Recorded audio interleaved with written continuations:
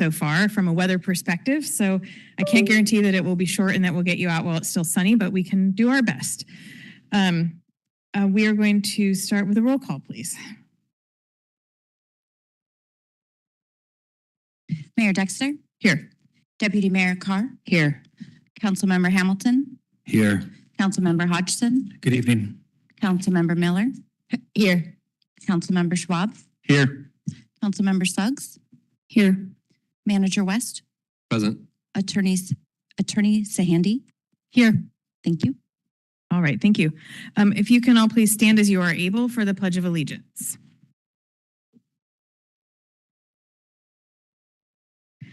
I pledge allegiance to the flag of the United States of America and to the republic for which it stands, one nation, under God, indivisible, with liberty and justice for all. All right, we have a number of ceremonial matters this evening. So I am going to start with a proclamation in honor of the farmers market. Is Caleb here? Oh, Vanessa. Okay, very good, Vanessa. Would you like to meet me in the front to receive the proclamation? No problem.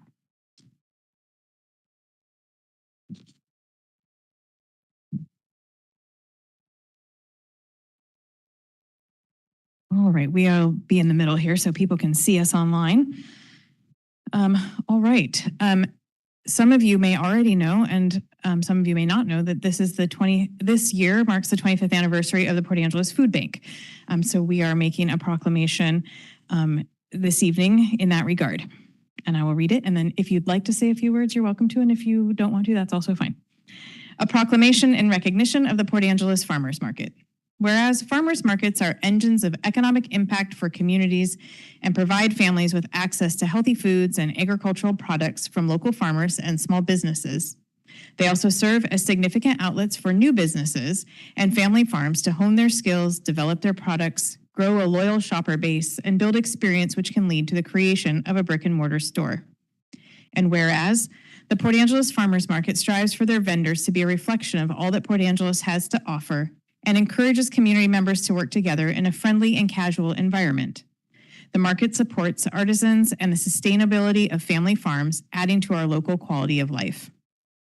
Whereas this year celebrates the 25th anniversary of our very own Port Angeles Farmers Market, we want to recognize their success and note that in 2025, the Port Angeles Farmers Market experienced their best year ever, generating over $650,000 in sales revenue that went directly back to our vendors, their families, and our community. And whereas the Port Angeles Farmers Market is an activity that our residents and visitors look forward to each week, the market creates opportunities to have a positive, interactive experience while providing education to residents about their products and where they come from. And whereas the Port Angeles Farmers Market supports over 80 small businesses, including more than 24 farmers, fishers, ranchers, crafters, and bakers. Additionally, they are exceptionally proud of their food access programs, which have allowed our community to access the equivalent of over $60,000 in food benefits last year alone. Whereas, for 25 years, the Port Angeles Farmers Market has been a tradition, offering everything from farm-fresh eggs, pasture-raised meats, fruits, vegetables, local honey, baked goods, handmade crafts, soaps, jewelry, art, and home essentials. And whereas the farmers markets are managed by dedicated community leaders who are driven by shared values to support local farmers and feed their neighbors, all while contributing to a healthy and vibrant community. These efforts are made possible by their 4 dedicated part-time employees and all volunteer board. In 2026, the Port Angeles Farmers Market became a 501c3 organization to further serve their mission. Now, therefore, I, Kate Dexter, Mayor, on behalf of the City Council of Port Angeles, do hereby recognize and celebrate the Port Angeles Farmers Market's 25th year, and they look forward to seeing you all each Saturday. I'll give this to you. And if you want to introduce yourself. Yeah, right. It's on. Press the button. Nope. Okay. Hi, I'm Vanessa Barrington. I'm the board secretary of the Port Angeles Farmers Market. And you pretty much covered things I may have said. But I just want to say we're really proud to be a Port Angeles hub and institution for the past 25 years. And we're celebrating, like you said, the anniversary, but also our 501c3 status, which makes it easier for us to raise money to continue our food access programs. And we're also having a community celebration at the market on Saturday, June 13th from 9:30 to 2:30. There'll be kids activities, live music, the usual farmers and artisans, and it's going to be a great day, and I hope people come out and join us. Thank you. Thank you very much. Thank you. Thank you for all you do. All right. Just because we have a lot, it just means we have a lot to celebrate. They're all very important. I would like to invite Seth Doherty down to meet with me now. He's representing Pride, Port Angeles Pride. As many of you probably know, June is Pride Month across this country, around the world, and in Port Angeles. So a proclamation in recognition of June 2026 as Pride Month. Whereas Pride Month is celebrated in the month of June to honor the courageous group of Americans who rose up in June 1969 to protest the violence and marginalization they faced in what became known as the Stonewall Uprising. Their courage sparked a civil rights movement for the liberation of the LGBTQI+ community and changed our nation forever. Whereas the city of Port Angeles recognizes that one of its greatest strengths is the diversity of its people. The Port Angeles LGBTQIA+ community continues to make significant contributions to the fabric, stability, and well-being of our community. And whereas, with the population of the city of Port Angeles at 20,000 people, many of our community members identify as LGBTQIA+. However, this group is often invisible as individuals may hide their sexual orientation or gender identity due to fear of discrimination or lack of safety. We must rise above as a community to show these individuals that they are not alone. And whereas Pride Month is an opportunity to celebrate the contributions the LGBTQIA+ people have made in Port Angeles, as well as acknowledge the challenges that they still face with regard to visibility, acceptance, and inclusion. As a nation and a community, we must be guided by the set of principles that each citizen has equal rights to their life, liberty, and pursuit of happiness.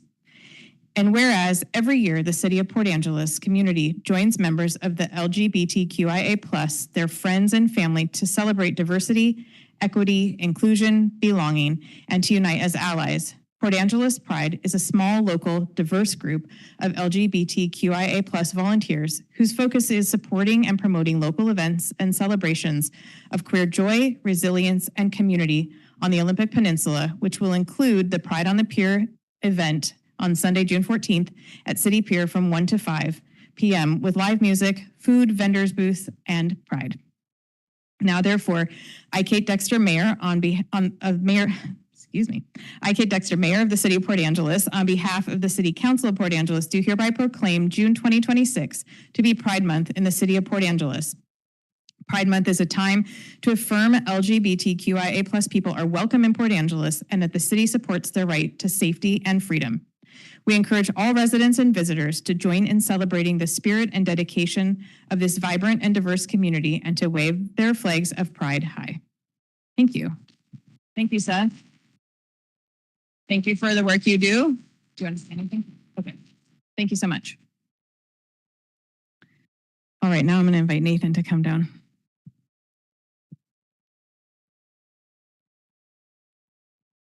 While he's on his way, we'll also invite Jonathan to come down. So some of you were at our last meeting and heard that our city engineer, Jonathan Bohm, is moving on, I won't say to greener pastures, but to different pastures. And so we have a proclamation for you this evening. A proclamation in recognition of the public service of Jonathan Bohm, city engineer for the city of Port Angeles. Whereas Jonathan Bohm's career in public works began at the Washington State Department of Transportation, and in 2012, through his love and dedication to public service, Jonathan joined the city of Port Angeles. Originally employed as the city's stormwater engineer, and over time transferred to the position of transportation engineer, as Jonathan's dedication to the city was quickly recognized. The city of Port Angeles staff found his vision and technical competence to be unsurpassed. In 2019, after several years of commitment to the Public Works and Utilities Department, Jonathan pursued and accepted his new role as city engineer. And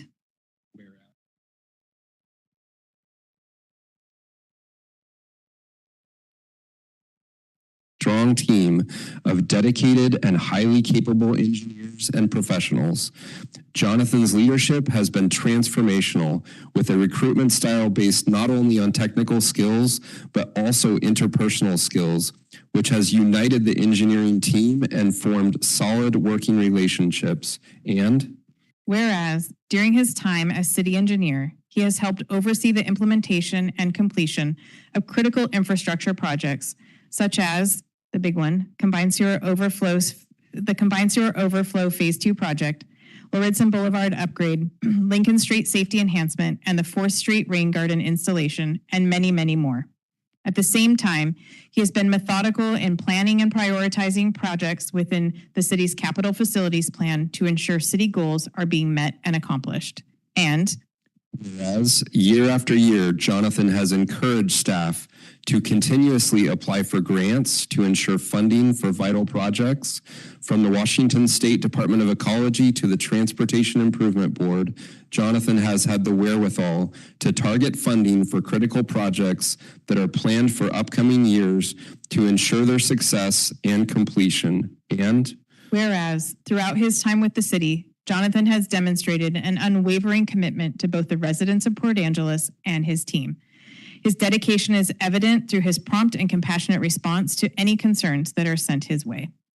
Now, therefore, I, Kate Dexter, Mayor, on behalf of the City Council of Port Angeles, and I, Nathan West, City Manager, on behalf of the City of Port Angeles staff, do hereby reluctantly approve the resignation of City Engineer Jonathan Bohm. We extend our most sincere appreciation to you for your commitment, service, and dedication to Port Angeles, the city you will be able to share and call home. Wishing you the very best in all of your future endeavors. Thank you.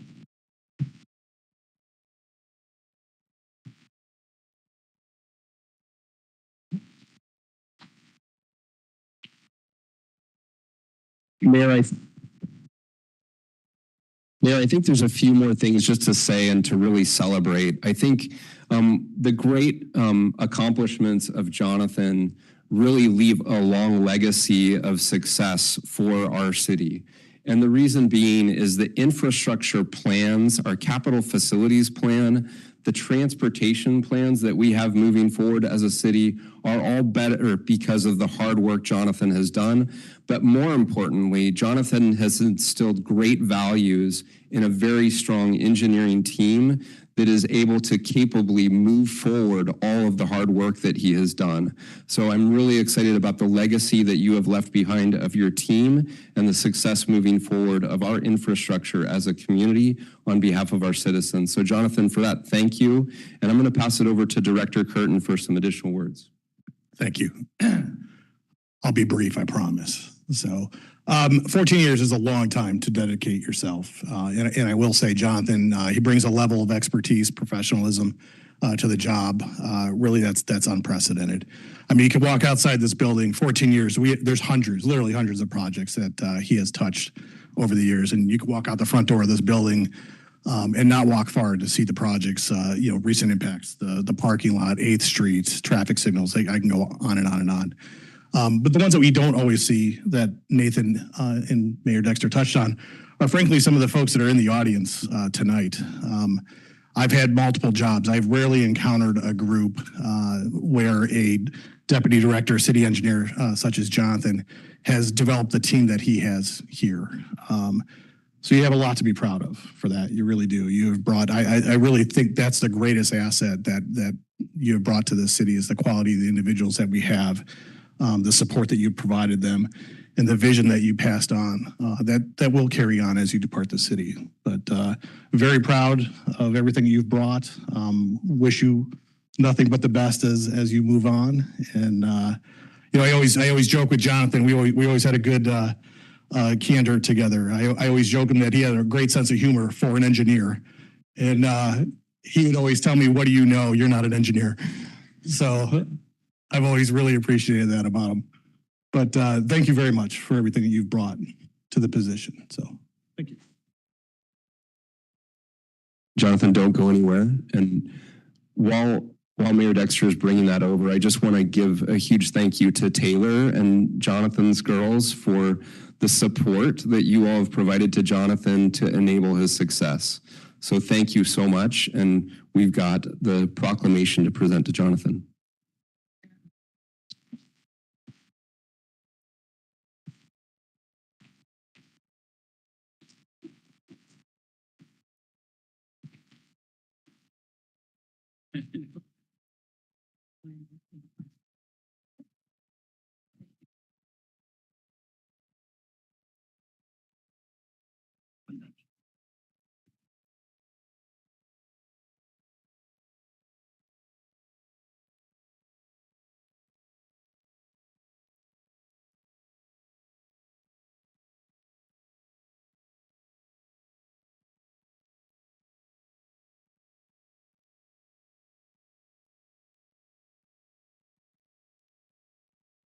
All right, we have one additional and very important proclamation to make this evening.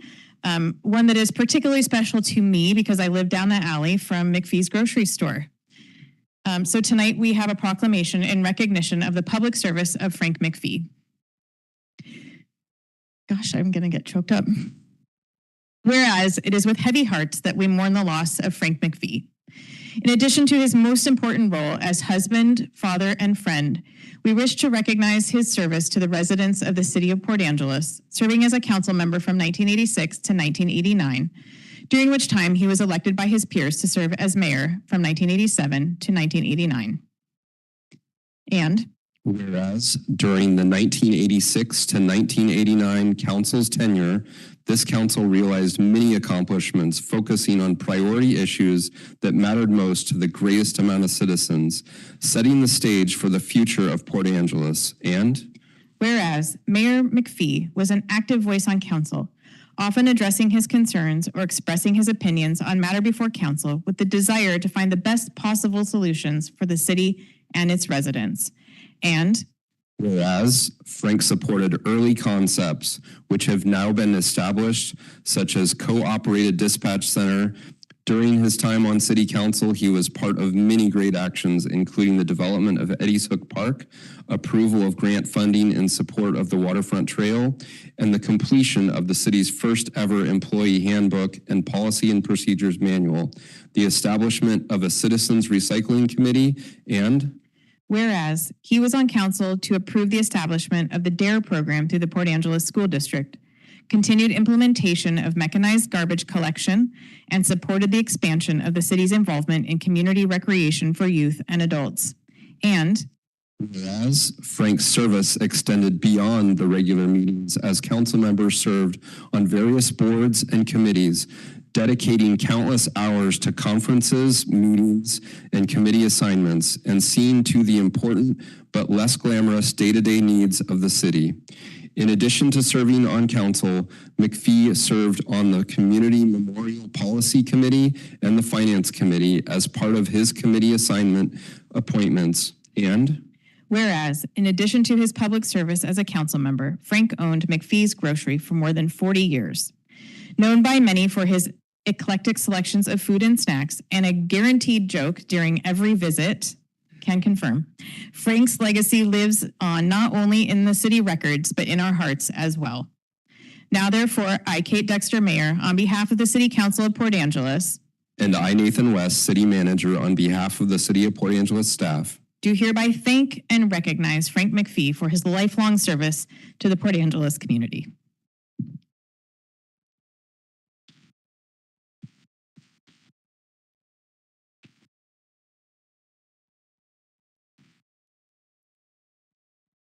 Since I have a mic, I will just take a very brief moment to say, as I mentioned beforehand, living down the alley from McPhee's, that was the first place my kids went on their own. My change jar diminished really quickly because he had a great candy selection.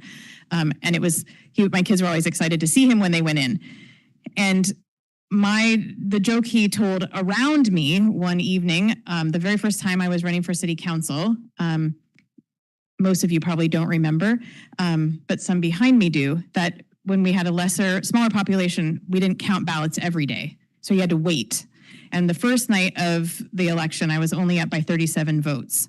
And I went down to McPhee's the next day, and we had to wait until Thursday for the next count.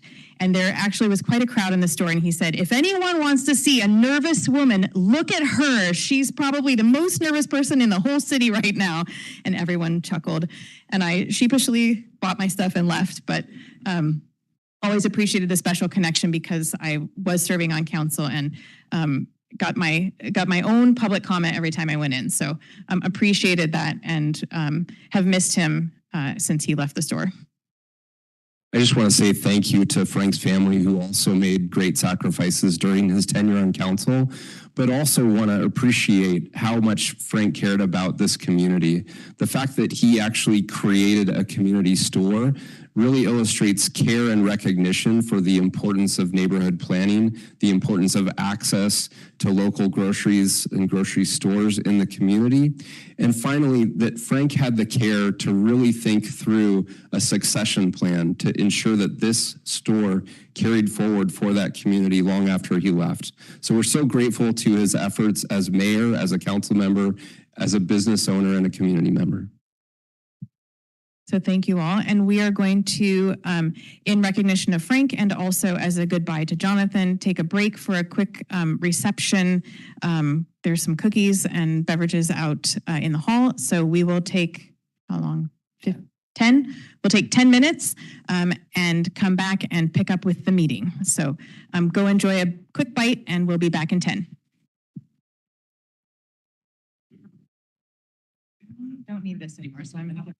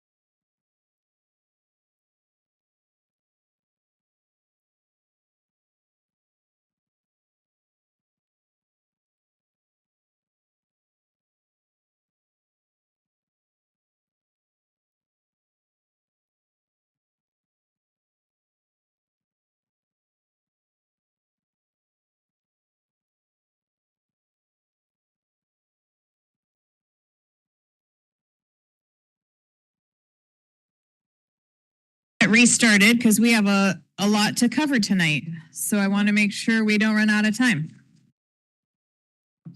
Good.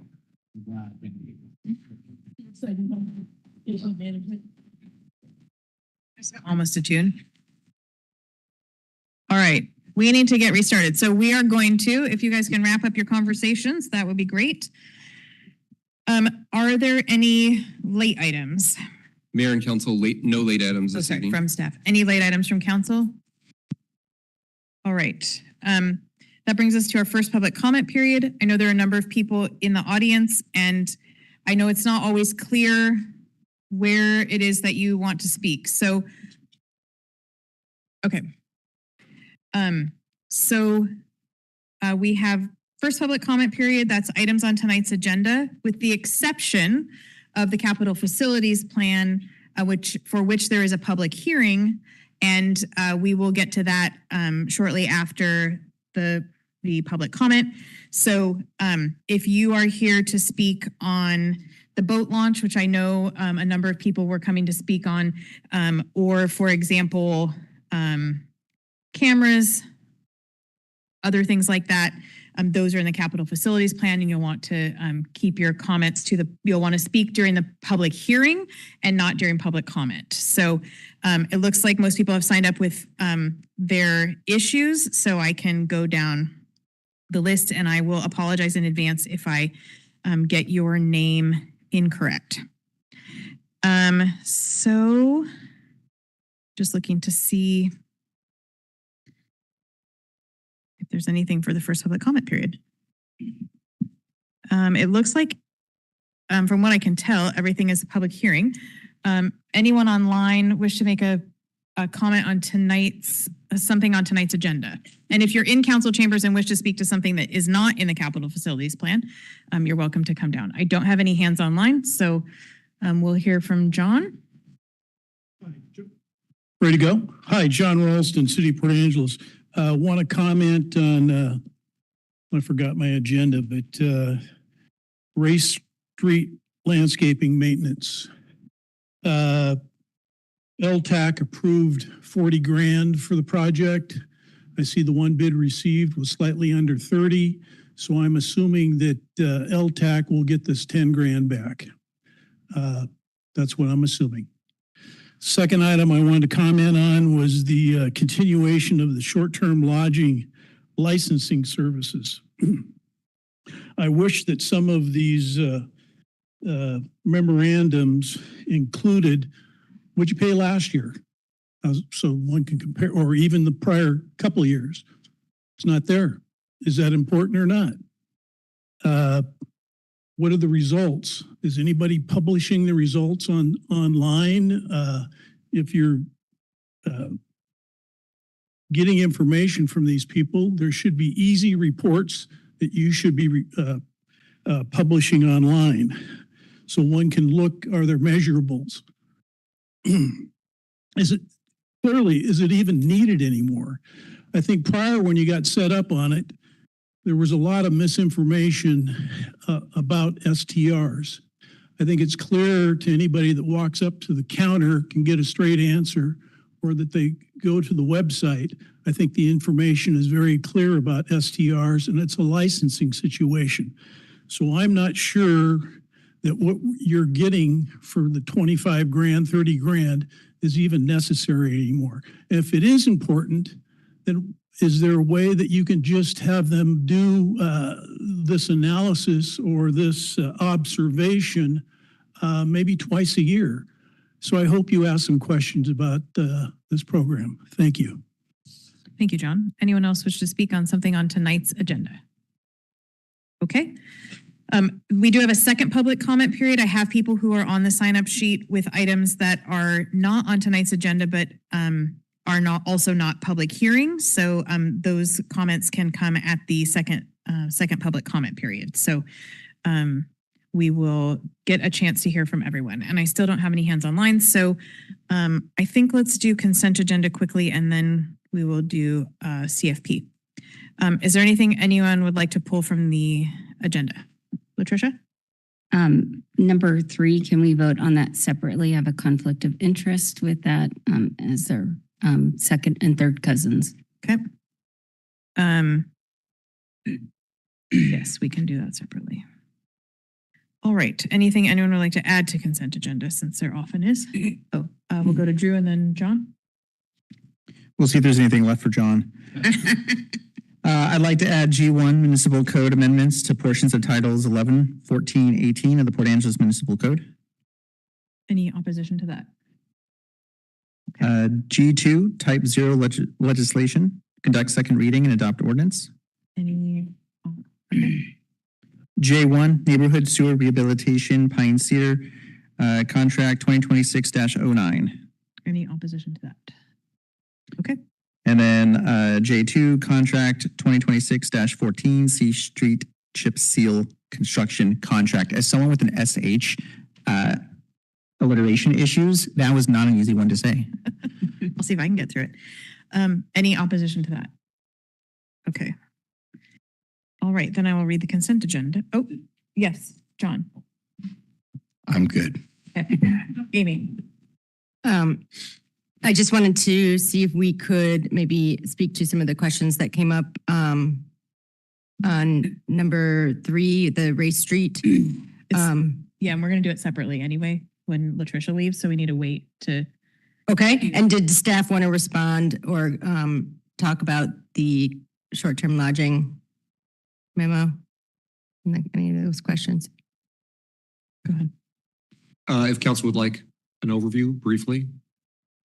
Thank you, Mayor and Council. This information in your packet is on page E23. The current contract is approximately $24,000. So you're seeing this as a result of it crossing the $25,000 threshold, which is beyond the city manager's signing authority. That's why it's before you. We've had this contract in place for 3 years, originally with GovOS, now with Numo, the successor organization. And it's important to point out, this is the licensing portal. This is what every person using the STL licensing regime here in the city goes through to license. So it is a very important program. It's how our licensing is underpinned. I will note, though, that council will note it's only for 1 year. Our hope is that with the full rollout of the Tyler ERP program that the city's embarking on, that we can migrate to the Tyler program and not have this expense. But until that is fully rolled out, our hope would be to continue this for 1 year. I think the program is relatively successful. And I would just note that the public can go to the city's webpage. There is a tab for short-term lodging. We publish a weekly report that lists the number of licensed short-term lodging as well as any active complaints. So that information is all on the website. Thank you, Councilmember. All right, thank you. I will go, oh, yep, okay. I will go ahead and read the consent agenda without item 3. Minutes from May 5th, 2026. Expenditure report between May 9th, 2026 and May 22nd, 2026 in the amount of $3,245,358.77. Continuation of short-term lodging licensing services. Cisco Meraki software license 3-year renewal. Veeam backup software renewal. Municipal code amendments to portions of Title 11, 14, and 18 of the Port Angeles Municipal Code, fire, life, safety inspections, certificate of occupancy, and administrative procedure updates, MCA 26-004. This is the second reading. Type 0 legislation, second reading. And adoption of the ordinances. And the Neighborhood Sewer Rehabilitation Pine Cedar WW 1018 Contract 2026-09 and Contract 2026-14 C Street Chip Seal Construction Contract. Any comments, questions, or a motion to approve? So moved. Second. Right. Anyone opposed to the motion to approve the consent agenda as read, please state your opposition.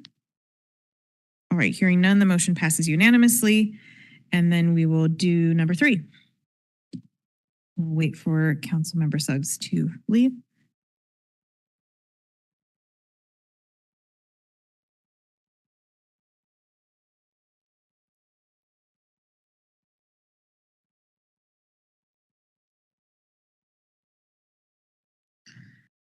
All right. So we have SVC 2026-19 Race Street Landscape Maintenance. And Drew, did you have a question about it? Mostly, I just wanted to speak in opposition of it. I don't think it's a good use of LTAC. Okay, so if you're voting against it, it can't be on consent. Right, that's why I wanted it to actually pull. Okay, you both. want to, okay, we're going to move it to other considerations. Yeah. 3. Okay, we can have Latricia come back in and she can leave again in a little bit. Mayor? Yes. Are you able to just move it forward to now? No, we need to do the public hearing first. Just wanted to verify. Yeah. Sorry. Yes. All right. So, that concludes the consent agenda. For now, we've moved item 3 from the consent agenda E3 to become item I3, other considerations. We will kick off the first look at the capital facilities plan. I'm going to turn it over to Director Carrizosa. Thank you.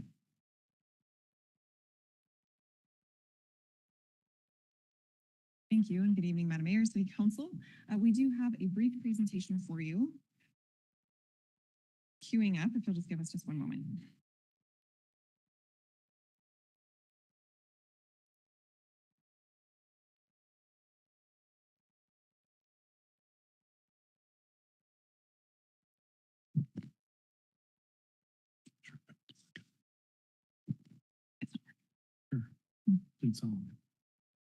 Okay.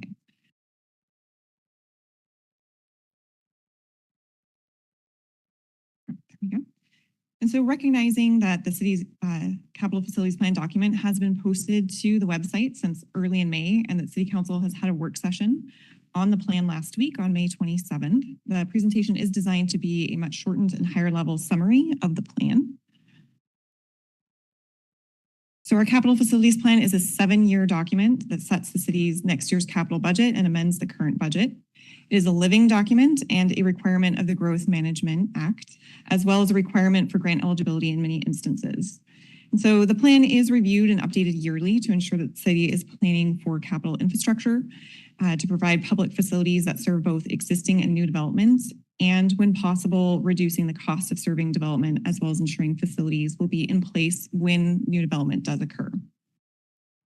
Planning for infrastructure needs also allows the city to utilize limited resources efficiently by coordinating and prioritizing projects and identifying funding options to complete needed projects.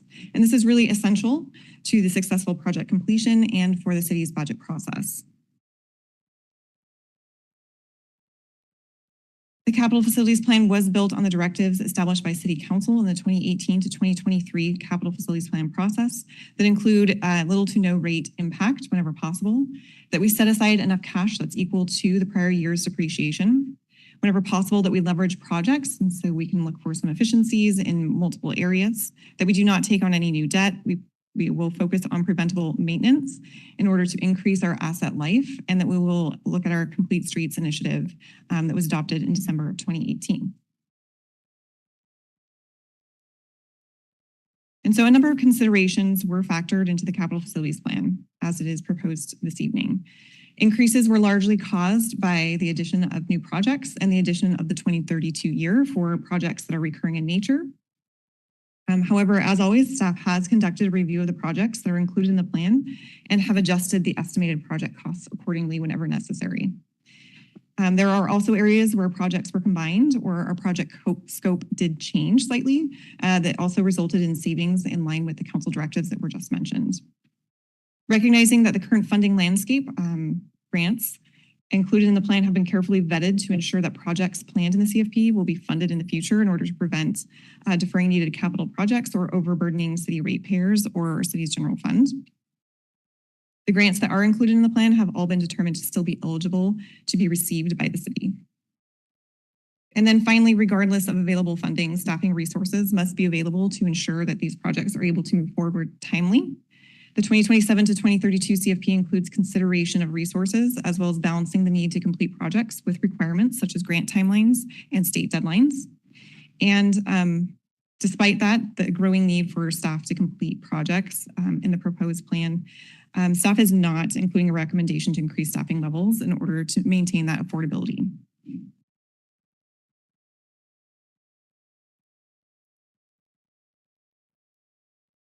And so each year, affordability is the most heavily factored consideration in our capital plan. However, this year, staff did work diligently to ensure that the plan that is presented did not include any additional rate increases as compared to the currently adopted capital facilities plan. And that's just in recognition that many in our community have reached the limits of what they can afford. And so we want our plan to be sustainable and affordable. And so we have made that change. And this was accomplished by taking an in-depth look at what the city is able to accomplish in the capital plan with the current available resources. In many instances, projects were reprioritized into future years for completion, with the most critical needs left as the highest priority to accomplish that. And to keep this balanced approach, city staff did develop a top 25 list of the capital projects citywide throughout the document. And so these are the projects that will move forward prior to other project completion. Our plan is very robust, it's very ambitious, and so we have identified these projects due to critical need, grant funding, and personnel resources that are available for the completion of those projects. And this list does represent projects in all areas of the plan. So it does include 14 projects in the utilities combined and 11 projects in our general government and transportation areas combined as well. The list is prioritized based on the outline of the book. So we went through starting in general government and working our way through the utilities into IT and transportation. It's the same that it's presented in documents. So as they're prioritized here, it's not necessarily that's their priority. It is just the list as it stands. So briefly looking at our revenue by type and year, the 2027 to 2032 CFP includes a total funding requirement of $188.2 million, with utility and grant funding making up the primary revenue sources in the plan. The plan includes a number of revenue options as the city works to maximize our resources, which include $85.3 million in grants, $39 million in utility rates, $15 million from excess reserves for rate stabilization, $11.9 million from the general fund, $9.3 million from transportation benefit district tax, and $4.3 million from real estate excise tax. And there are a number of other smaller revenue options, but just a high level overview of what that need looks like by year is identified on this slide. And then taking a look at that largest source of revenue within our capital facilities plan, that is grants. It is the single largest source. It includes $61 million for transportation projects. And so that's very important for our transportation improvement plan. It's how we move the plan forward. We have $12.7 million for utility projects in total and $11.6 million in our general government areas. And it really stresses the importance of this critical funding and completing those projects that are planned.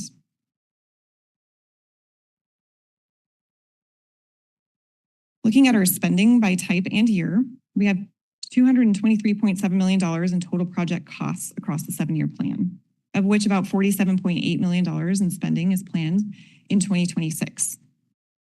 So this slide really just demonstrates a breakdown of how spending occurs in each area and for each utility for every year. It's important to keep in mind revenues and expenses do not always align each year, and that's due to averaging out the need for the capital funds within our utility areas to ensure that our utility rates are considered. The city does elect to save for our capital projects rather than looking at large increases to utility rates as projects are identified or taking on additional debt. And so that's why you see a little bit of difference in each of those years.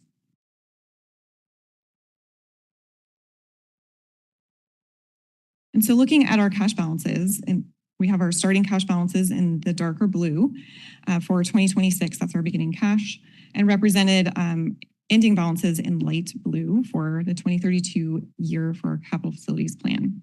And so in each fund, the plan will utilize most of the reserves that have been built up for these large projects. As I mentioned, we do save for these projects, and so we do expect that we will spend for them as well. And so we do anticipate that those reserves will be spent on those capital needs.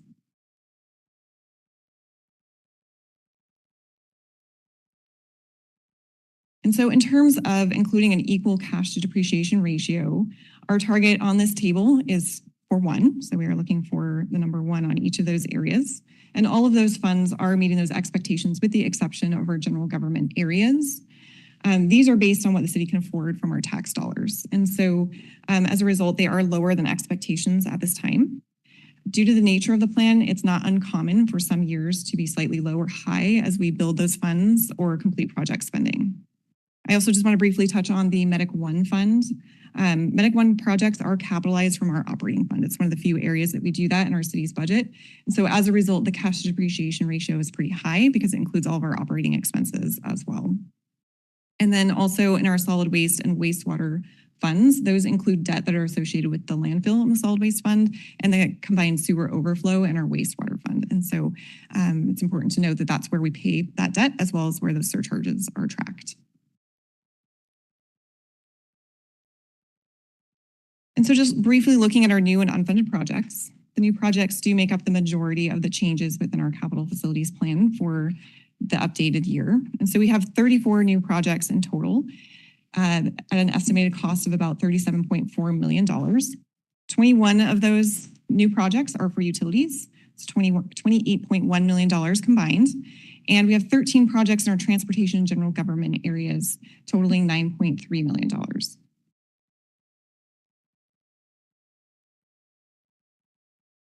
And so in terms of additional projects, since the work session, we have had an addition of 3 new projects to the plan, including project PK0126 for a trash receptacle study, project PK0226, and that's for the City Hall server room HVAC rooftop units, and project GG0126 for our first Front Street tree improvements. So we had some critical needs for both planning and for needs within our infrastructure that we've included in the plan since the work session, as well as the addition of the trash receptacle study that occurred after the City Council meeting on May 19th as directed by City Council.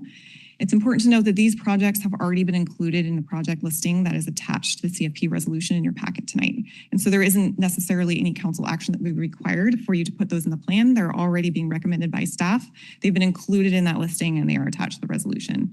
The only action that would be required is if City Council would like to make any changes to any of those projects that are included in the packet or any changes to the staff recommended list of projects that are attached to the resolution. Additionally, staff has made a recommended change to project TR0919, and that's our traffic safety cameras. We've retitled that project to the school safety lighting, and we've updated the description to remove the cameras in these zones and highlight the flashing amber beacons as well as speed signs for that project. That's also reflected in the project listing attached to the memo in the packet. And so again, there wouldn't be any action required unless there were changes that were being recommended by council.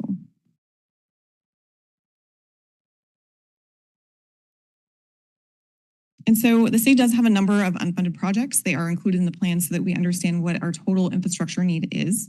We have 115 unfunded projects in total. They total about $164.4 million.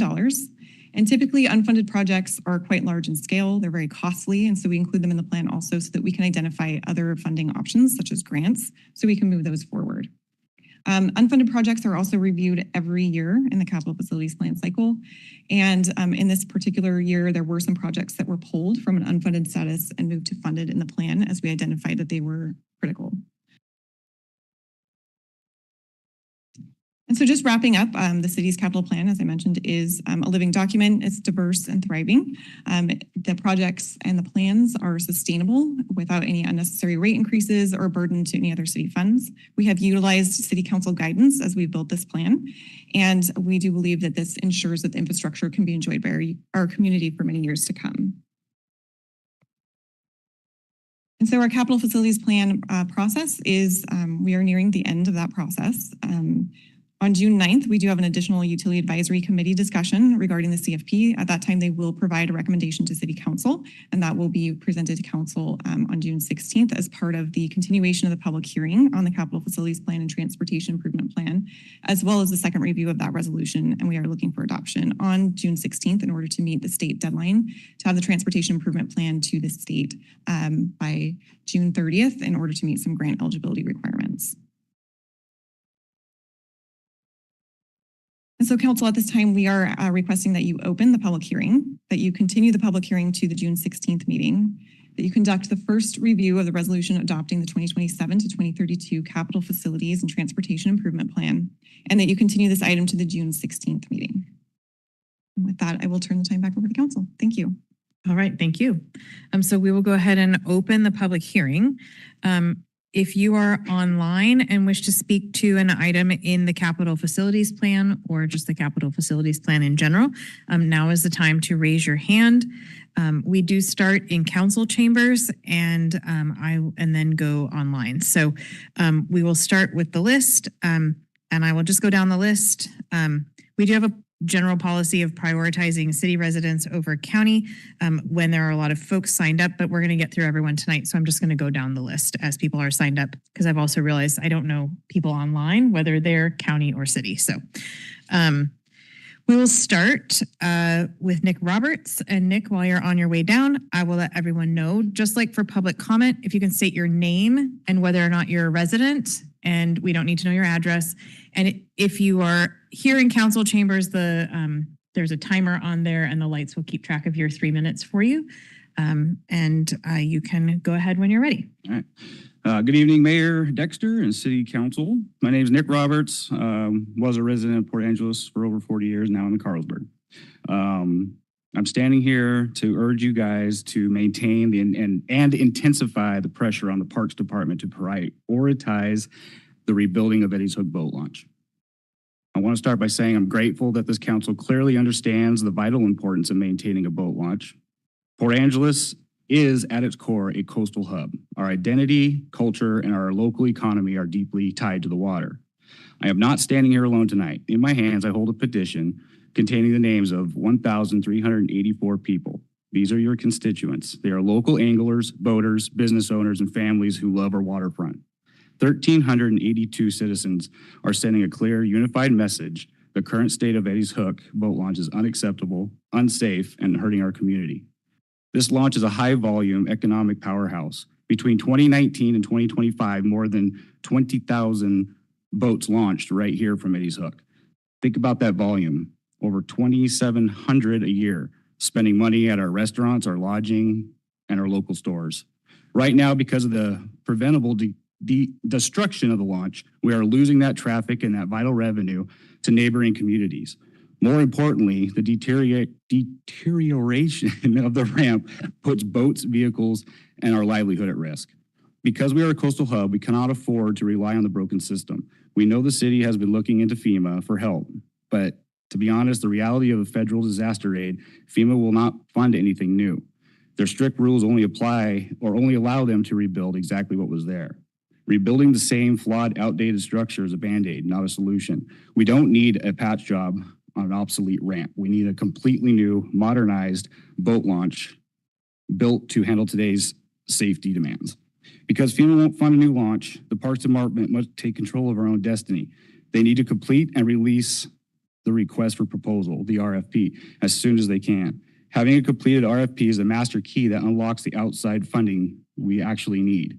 Until that RFP is done, the city cannot aggressively apply for alternative state and federal marine infrastructure grants. Every day of delay on this paperwork is a day we miss out on grant money that could fund a brand new launch without draining local tax dollars. On behalf of the 1,382 people who signed this petition, I ask that you keep the pressure on the Parks Department. Please compel them to move past the limits of FEMA, fast track the RFP immediately, and secure the independent grants needed to build a new launch and protect our status as a coastal hub. Thank you for your time and your service to Port Angeles. Thank you. And if you have that with you, if you can give it to our clerk, Done. That would be great. Thank you. That's Carrie in the corner there. All right. Next, I have Ross Bevier. Again, my sincere apologies if I say your name wrong, but we get to hear it. Okay, but you get to say it to us. So come on down to the microphone, please.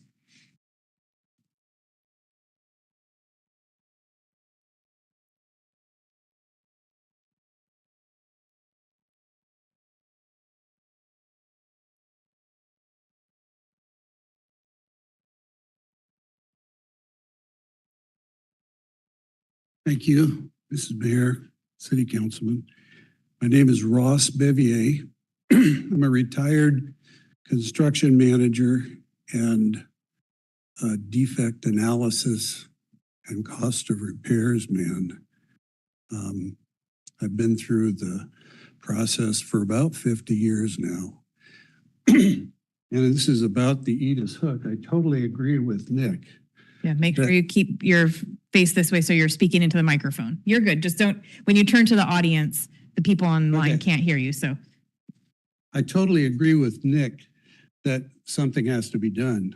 And I'd be willing to volunteer some time to work with Parks and Rec to break this up. I'm not totally familiar with the sequencing of how things happen here in the city, but I know that you're working with FEMA, and I've worked with Army Corps and FEMA and a number of agencies, and there are ways to work with them and ways to get around some things. And I'd be more than happy to participate in that. So with that, I was going to strike my name and write a letter, and I was encouraged to step forward. So at 80 years old, I'd like to participate a little more, and I'll be seeing more of you regularly. Excellent. Thank you so much. And if there's a chance at a break, we'll see if staff can connect with you. Next, I have Diana Haas.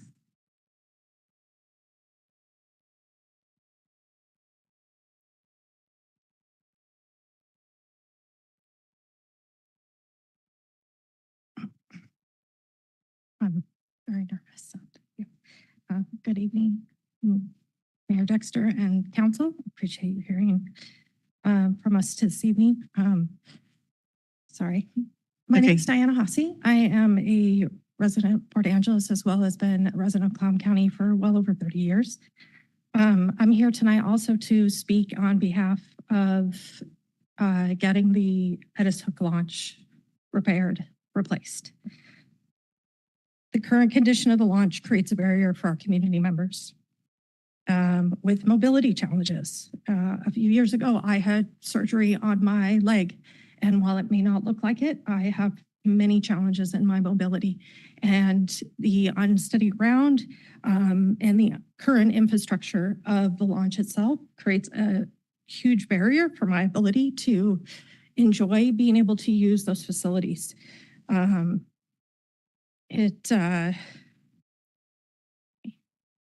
Not only does the uneven ground make it very hard for me to walk out there, as well as for others, but the lack of infrastructure to keep the boats steady while at the launch and on the tied up to the dock also creates a huge safety issue for myself to be able to safely board and unboard from my boat. Access to the public marine facility should be safe and usable for everyone in our community, including those with mobility limitations. We should not be forced to have to use privately owned and costly facilities to enjoy marine activities as others do.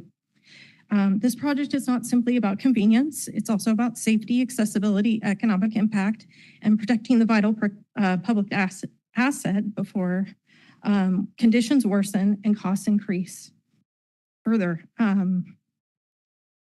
As you may have heard, we had a recent halibut derby, and well over 240 people participated in that derby, and not all of them came out of the Boathaven boat launch. They were many, probably well over 60 or more trailers each day came out of that Edis Hook boat launch.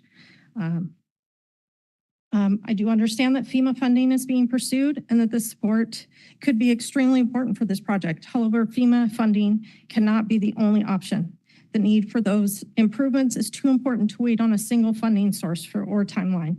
I encourage Council to aggressively pursue any possible opportunity available, including state grants, federal boating and recreation programs, infrastructure funding, partnerships, and any other resources that it could help move this project forward.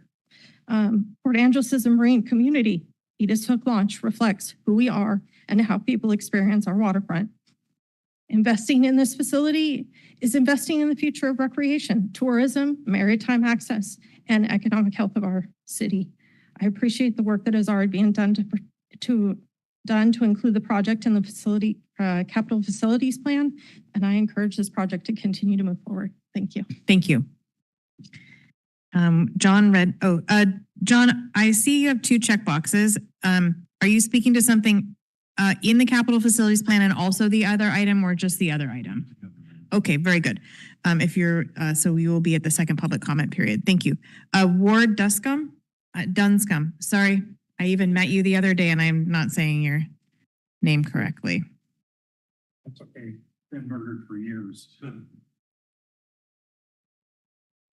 Good evening, Port Angeles City Council members and Kate Dexter. My name is Ward Dunscombe. I am no longer a city citizen. I live in the county, but I've had ties here for 52 years when I first moved here, basically to go salmon fishing. The long and the short of my presentation first is that I want to thank Mayor Dexter, the City Hotel Motel Tax Committee for dedicating a donation to our halibut derby. It was a rounding success. We hoped for 100 anglers. We got 244, I believe. And everybody that we talked to said, we're coming back. Can you fix that other boat launch? So that was the second thing. So that's part of why I'm here. The whole project was a big success, thanks to a lot of people. Nick, Diana, Bob Beausoleil, the board, the Salmon Club. We've spearheaded this whole thing. So I just want to reiterate that this whole debacle of the boat launch started in November 11th of 22, when the city made an announcement that the west side dock string was being closed off so they could remove the bulkhead. After that, it was storm damage. It was, we're trying. It was, we got a plan. It was now 2026, 3.5 years later. There is no plan. There's nothing in the city. Well, I saw we're third on the list for repairs to the boat launch. There's no repairs, people. It needs to be replaced. It needs grants. It needs supervision. It needs a dedicated workforce within the city, I'm guessing, along with the gentleman up here that wants to help engineer it or develop it. But we got to do something, because it's now been 3.5 years and we are nowhere. Once those docks, that one string of docks that are in there, once they get beaten up, we're done. We're back to the yacht club boat launch, the only launch between CQ, Squim Bay, and Port Townsend. When I spoke here months ago, I asked everybody in attendance if the term Arco anchorage meant anything to anybody. And at that time, I got absolutely no response. So I will reiterate that the Arco anchorage was an oil tanker that ran aground in 1987, I think, I could be wrong, out in front of the Rainier Mill and dumped 250,000 gallons of crude oil into the harbor. That can happen anytime with the amount of boat traffic, et cetera, that happens through the strait all the time. And we have in December, January, February, we can't launch a boat. We can't launch a vessel to go help clean it up. It needs to happen. It needs to be prioritized. And the capital facilities plan, third on the list, said repairs. I'd like to see that change to replacement. Thank you. Thank you. All right. Jackie, did you, no applause, please. I know it's when people say things that are meaningful, but our decorum is just to be listening. Jackie, did you wish to speak to something on capital facilities plan or just the item that you've listed? Okay. Then I have Susanna Spock.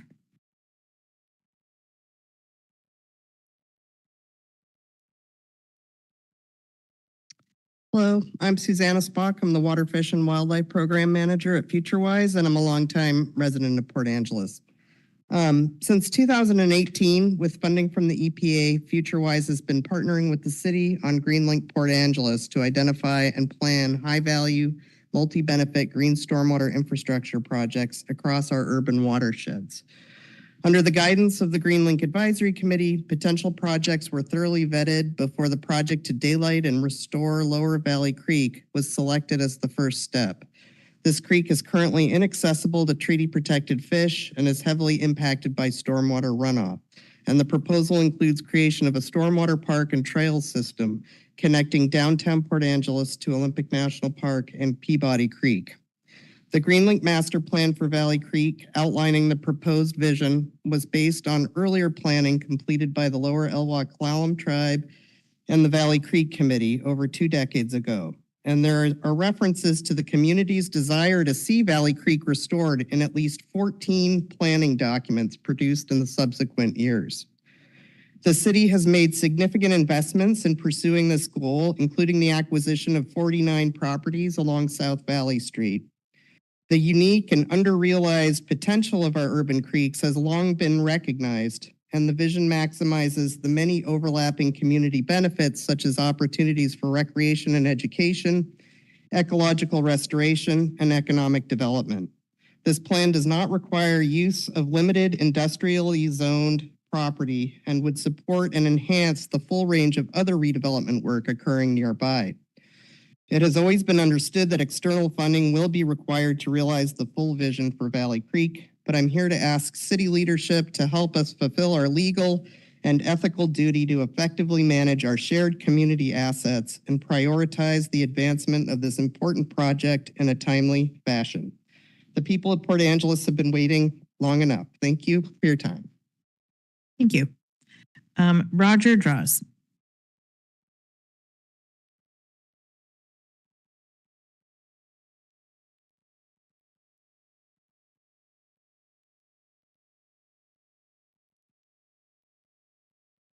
My name's Roger Droz. I've been a resident of Port Angeles all my life. And I agree with all these things that these people have said. I don't know how many of you fish or boat or crab or whatever, but there's a whole lot of people in Port Angeles that do, and the surrounding areas. We get lots of people from Seattle and Tacoma and Bremerton even, and the boat ramp is a disgrace. I've seen broken axles on trailers, people falling off the dock, all kinds of stuff. And I just hope that the city of Port Angeles can get something done for the people. It's been a long time since anything has been done.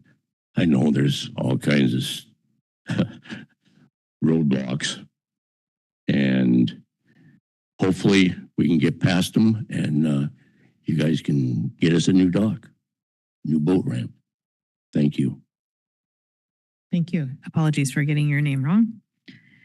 Mr. Newell. You pass. All right, I have one hand online. Let me get my timer ready. Stephen Paleo, when you are unmuted, make sure I can hear you and then start your time. Okay, can you hear me? I can hear you, so I'm starting your time. Okay. Good evening, Madam Mayor. Stephen Paleo. I do live in the county, but own a couple properties in the city. Look, as I reviewed the capital facilities plan, what I'm surprised is that I'm not hearing discussed during the council's deliberations whether the forecasts themselves were accurate and why they changed so significantly from even just a year ago. When I compare last year's CFP forecast for 2026, for example, the total planned capital spending appears to have dropped from nearly 60 million to roughly 48 million. So 12 million or so difference. And I just never saw that explained. And it looks like electric and transportation declined significantly, but other areas like wastewater and general government increase fairly, 4 to 6 million or so. So I guess my question is simple. Why aren't these changes being analyzed and discussed? A forecast can move by 10 million or more in a single year. I think that's something that really we should be asking ourselves, what happened? Why were our assumptions wrong? What does this mean for our future planning? A forecast is really only as useful as if we, compare it to actual results versus our previous forecast. So otherwise, really, we're just producing numbers that we don't really care about. The second question I want to kind of hits on this fiduciary responsibility of doing kind of analysis is, look, I appreciate the city's efforts to reduce debt and improve its financial position. We've done a great job coming down from this mountain of debt. We've been talking about that for years. However, I do also want to remind people that utility debt is generally considered among the safest form of municipal borrowing. It often carries some of the lowest financing costs out there. So rather than simply celebrating lower debt, I would like to ask the finance department to really say, what is the optimal capital structure for Port Angeles? Given our significant backlog of unfunded projects, sluggish economic growth, our ongoing infrastructure needs, is it possible that we've become too conservative? Could it be a prudent amount of additional debt help us invest in projects and generate some economic growth to the community's benefit? These are the types of financial questions I think council has a responsibility to ask. I think the CFP is not just a list of projects. It's one of the city's most important financial planning documents. And we need to understand the changes in forecasts and allocations and financing strategies essential to really make sound decisions for the future of all our stakeholders in Port Angeles. Thank you. Thank you, Stephen. All right. Anyone else before we move on? I don't have any other hands online. Okay, then we will continue the public hearing, which means if you want to come and speak with us again, you are welcome to do that. We will have another public hearing. We'll continue the public hearing at the next meeting. And I'm going to go ahead and read the resolution and then open it up for council discussion. A resolution of the City Council of the City of Port Angeles, Washington, adopting the city's capital facilities plan for 2027 to 2032, which includes the city's transportation improvement program for the years 2027 to 2032. All right. Comments or questions from council? Go ahead, Latricia. Yeah, I have a comment, and I'd like to consider making a motion to add a project. So maybe I'll just go out there, throw it out there. Our youth baseball and softball programs serve hundreds of local families, and they rely heavily on our city-owned facilities. The fields are our community assets. They support recreation. They support healthy lifestyles and youth development, while also creating opportunities that attract tourism to visitors to Port Angeles. So they attract tourists through attracting tournaments. I should correct myself when I'm saying they attract tourists. So I'm going to make a motion to add a project to the Capital Facilities Transportation Improvement Plan that evaluates the condition and future needs of our baseball and softball facilities. The study would provide a roadmap for strategic investment, identify maintenance and capital improvement priorities, and position the city to pursue grants, lodging tax funding, partnerships, and other outside funding sources to improve these facilities for current and future generations. Second. All right. Can you email that language to me, please? Yes, Thank you. Do you want to speak to your motion a little bit? You did a little bit already, but. Yeah, I've lived here, I've lived here all my life, along with a lot of the folks that spoke about Edis Hook and the need to revitalize that as a priority. But my son grew up at the baseball fields. I grew up watching the baseball fields. My grandson is playing. He just started his first year at the baseball field, Field 4. So we spent a lot of time at Field 4. Met Mr. Ralston there. He's spending time at the field. We have Wilder baseball going on right now. We have a lot of competition for our fields, and we rely on partnerships to make the tournaments and the events happen at these facilities, but the facilities are owned by the city. And I think that we as a community are investing in our schools, and we're going to have some wonderful schools that are ones under construction. We've got some future schools that are going to be under construction. I think that we as a city need to invest in our parks and rec and in our softball and baseball facilities. I think both our girls softball teams deserve decent fields. Our boys baseball teams deserve decent fields. And I think it's a way to attract not just tournaments and people coming from out of the area, as we are going to have a tournament here soon in the area.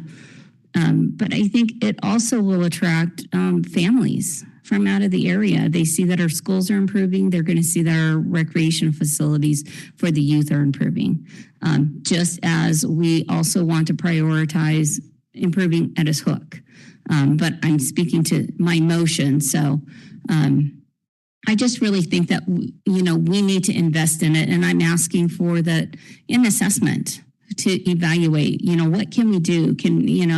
What is needed to upgrade these facilities and how, a roadmap for the future. I know right now that the motion is to put it in as a project in our capital facilities plan. The next step would be to probably in next year's budget to fund it. Because right now it's just a motion to add it to our capital facilities transportation plan. And then we would have to look at funding it, that assessment for next year. I was looking at our current plan and we have assessments and we're working on Shane and Elks on lighting. We have Parks is tasked with looking at our city facilities, which is like City Hall, the firehouse, the Elders Senior Citizen Center, but there's nothing that looks at our sports, at our baseball and softball facilities. And I think that, as we're looking at trash can facilities, I think it's important that we invest in our youth and our kids and our families that really enjoy it. That's why I feel passionate that I think we need to add this specific for baseball and softball fields. I'll send it to you. All right, thank you. Anyone else want to speak to this motion? Navarro, go ahead. I know that we have a number of unfunded projects, and I think, as Latricia mentioned, this is actually the second year that we're hosting the very, very large youth baseball tournament. And I think, to Latricia's point, that when our youth facilities are, or just facilities in general, are a draw, it makes sense to be able to determine if there are any upgrades that are needed. And I think while we hear quite a bit from the boys baseball team, I think that certainly goes, as Latricia mentioned as well, to girls softball. And also there are many softball leagues for adults in this community as well who practice at Shane Park. And I think that there is immense value in being able to, I think that many of the conversations that we've had over the last few months are about trying to find an expanded capacity in our parks department through additional staffing needs, and recognizing that I think very unfortunately parks have sort of fallen by the wayside in our priorities as council. And I think many of our conversations have led to that. And I think that that in adding projects to the CFP, we all know that there are, right, as Serena mentioned, millions of dollars of unfunded projects in the aspirational goals that we are expressing, that these are things that we find important and hope to accomplish. And whether or not we're able to accomplish them all in the next 2 years is, there's not going to happen in that short of a timeline. And that being said, I think it's worth being able to say that this is a priority for us in our community, and that I think putting it on the radar can be one of those first steps to having it actually be accomplished down the line. So I don't see a problem adding it in. Thank you, Amy. And then Drew. Thank you. As somebody who is not, I don't have youth around me on purpose. So grateful for that. But I do, I guess I'm kind of ignorant on the topic. And so I appreciate the discussion. Ironically, this morning I'm serving breakfast and I'm actually overheard folks come over to our parks director and talk about how wonderful and awesome our fields are, and that they should be grateful that they get to play on them. So my question is, or I guess I'd like to hear more from folks that know better. But is this something that is like, are we failing? Are our fields not? I guess I just want to know a little bit more. Maybe our Parks Director, Nathan, or somebody could speak to sort of their take on that, because it sounded to me as of this morning that the fields were great. Yes, we'll go to council members. The reason why we don't have anything in the CFP for athletic fields other than Civic Field, we did an assessment at Civic Field many years ago, and we needed like $2.5 to $3 million worth of repairs done to it. And we slowly did that over 6 years. It took a lot of time, but we did it.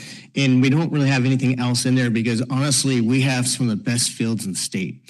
And we have put in a lot of money into our facilities, especially when it comes to labor. We have great partnerships, and that's one of the reasons why we don't charge youth to use our athletic fields, because we partner with the leagues. I bet you NoBass has put in $50,000 into that facility before the last state tournament. We partnered with some of them on some of those projects, and that's our return, because we could never do that as an organization with the general fund in my department and as low as our budget is to make those types of improvements. So that's one of the things we focus on. I can also tell you that when I coached, there was probably 1,200 kids in the league. There's probably 600 now. We used to have a very large adult league program, which is very small now. So there is plenty of places to play. And now we have the school district building multiple fields that are year-round play with lights that are really going to benefit our entire community. If you would like to put something in the CFP, I would be more than happy to do so. I would start with hiring a consultant to come in like Bruce Dees did Civic Field and do an assessment, and that would be the first start. Any questions?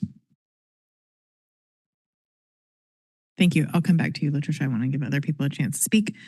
All right. Other questions? Drew, sorry, I even wrote you down. It's okay. I'm forgetful. So what I'm thinking about is I want to confirm real fast my understanding, because I like to confirm every time about unfunded projects. If memory serves me correct, the entire purpose of an unfunded project is because for most grants and whatnot that we could go out for, we have to show that it's already in one of our planning documents. Am I remembering that correctly? That is correct. Okay. I mean, I have no problem adding this as specifically as an unfunded project in the event that staff can find a grant somewhere in between doing other things. Sitting right here, right this second, with the information presented to me, I have no interest in okaying any funds for it.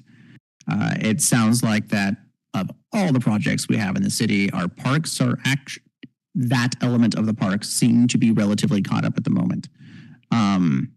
But I have no issues with putting things in unfunded projects, knowing that that's the only way we can get grant funding to do any sort of evaluations or other projects related to that. So I'm okay putting it as an unfunded project.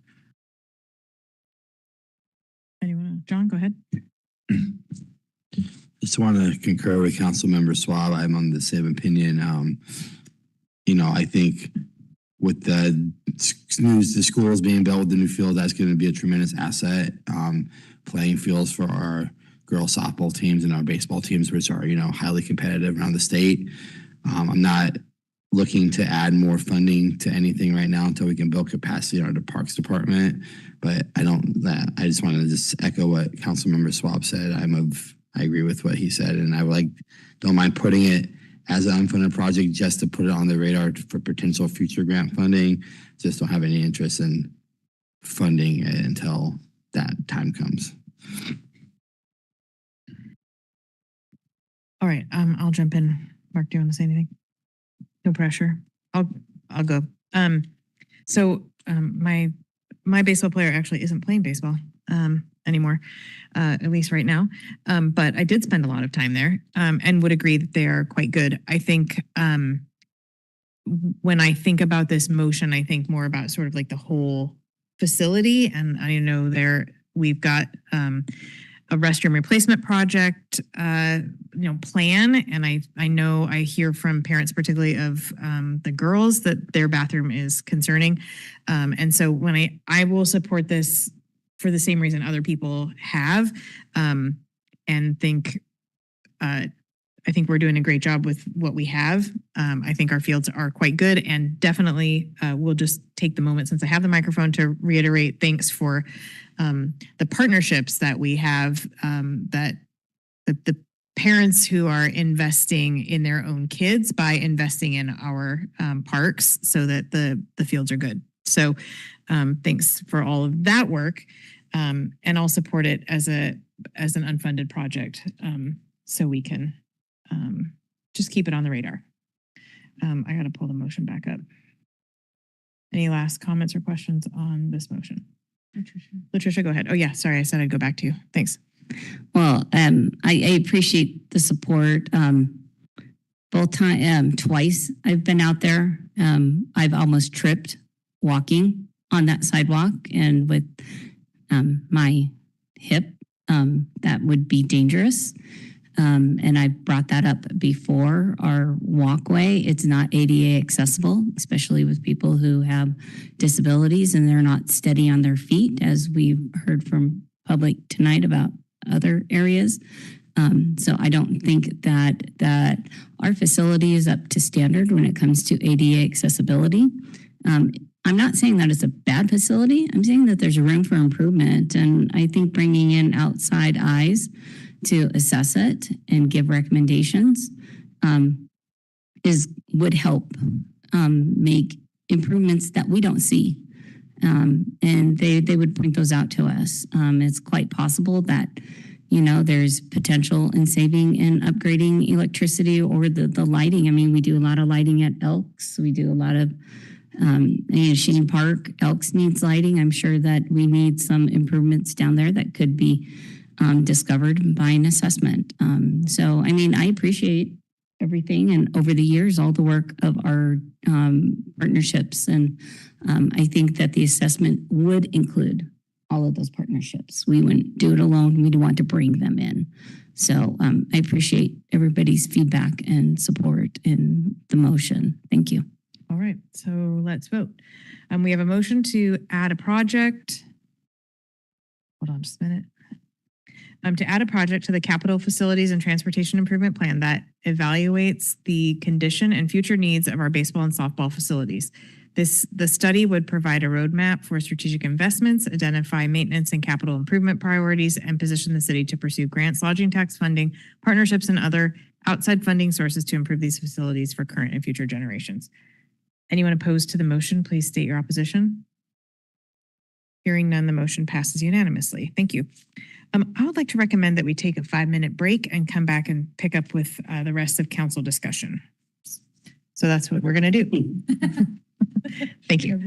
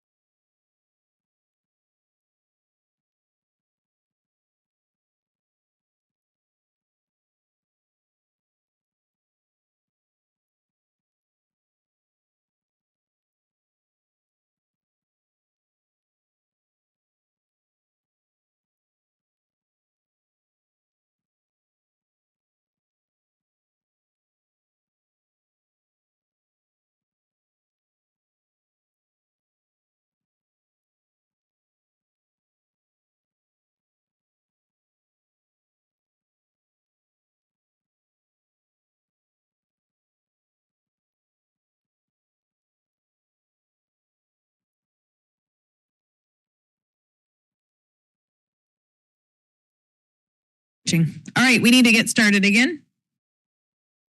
So we're just missing a couple council members.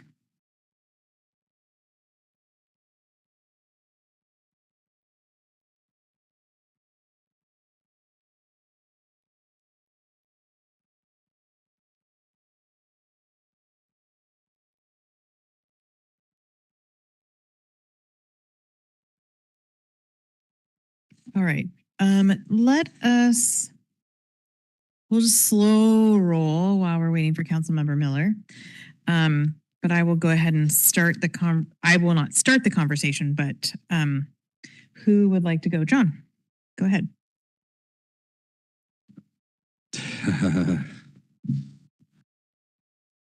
Opening is very. Who's that walking in front of us? Nothing to see. All right. Okay. So I just wanted to talk just a few comments and just some questions. I do appreciate that this is a living, breathing document, so I'm glad that it has flexibility to fit the needs of our residents, our community over time.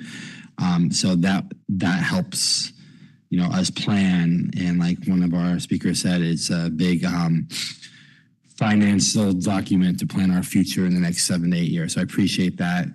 I also appreciate the thought staff did into revisiting the TRO 919 school safety lighting after our last council meeting, work session. I feel like that's a better focus of our time as a city to improve lighting around schools and improve safety and traffic that our kids and our community uses on a daily basis. So I was just at an event at the high school I've never seen auditorium so full this weekend. And so I was just thinking about walking and visibility at night when those to get out for our elderly residents, for our young children. I think that's important. So I want to thank that for staff for those thoughts and that stuff. I just have a few questions and then one other comment.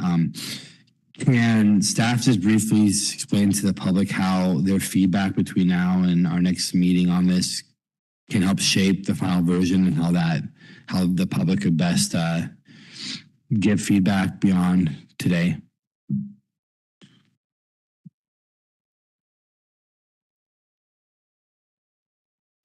Too many of us trying to answer the question at the time. Yes, so the feedback from today would then come from council action. So any direction from council, we would then put into the prioritized list that's presented to council and attach the resolution. So that would be updated in that way. And then it would be finalized in the capital facilities plan that's posted to the city's website after the adoption with the final plans and any of the project listings that come out of that as well.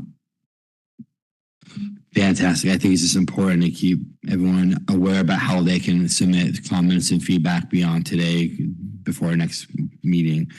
And then just one quick clarification on the school lighting project. Just can you confirm that there's only focusing on lighting, flashlights, flashing lights, the ambers, speed feedback, not cameras? Those are nowhere within that project. Is that correct? That is correct. In reference to the cameras has been removed. Awesome. The other thing I think is really important is based on what we heard today, I think a renewed emphasis on how we approach the Edis Hook boat launch repairs is important. Is community feedback, and I think an assessment would be warranted to see the full extent of the damage there. And as our experienced anglers and community members have attested that it's probably beyond repair at this point. So I would like to I don't want to make a motion today, but I would like to see that as a priority moving forward in this capital facilities plan, as we saw a very successful halibut derby this weekend, very successful, and we want to include and bring those to our community. So my feedback would be an emphasis on that and looking into how we can assess really what needs to be done there beyond just repairing it. So that's just my comments on it. So thank you, Mayor. Thank you. Who else would like to speak? Amy, then Navarra. Okay, thank you. I do have a couple of pieces of feedback. First, I want to just touch on the new project that was added, the PK 0126 trash receptacle study. I appreciate that that's in there. Given that right now that project total cost is about $50,000, I would like to see it make the list, or at least be a funded project for a couple of reasons. I think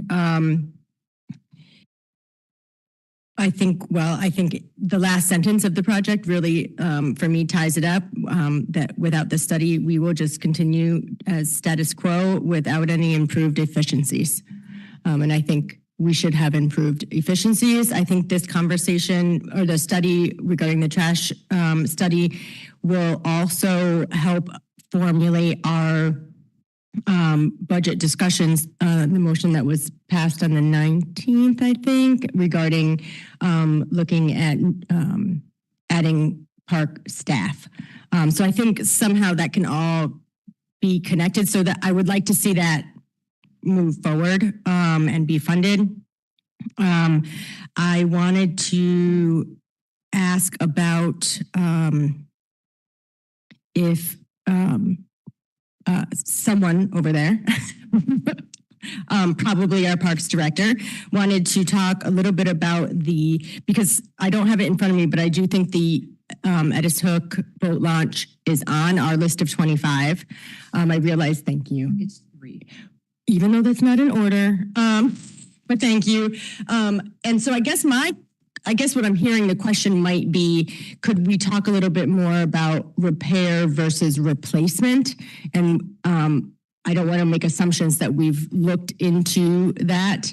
So if we could talk a little bit about that, that would be helpful. And then I do have, I think, one more question after that. Scott? I'll start off with that. So the Parks and Recreation Department for many years has done the maintenance to the current float system that we have. We don't have the expertise of engineering designs, working in the water.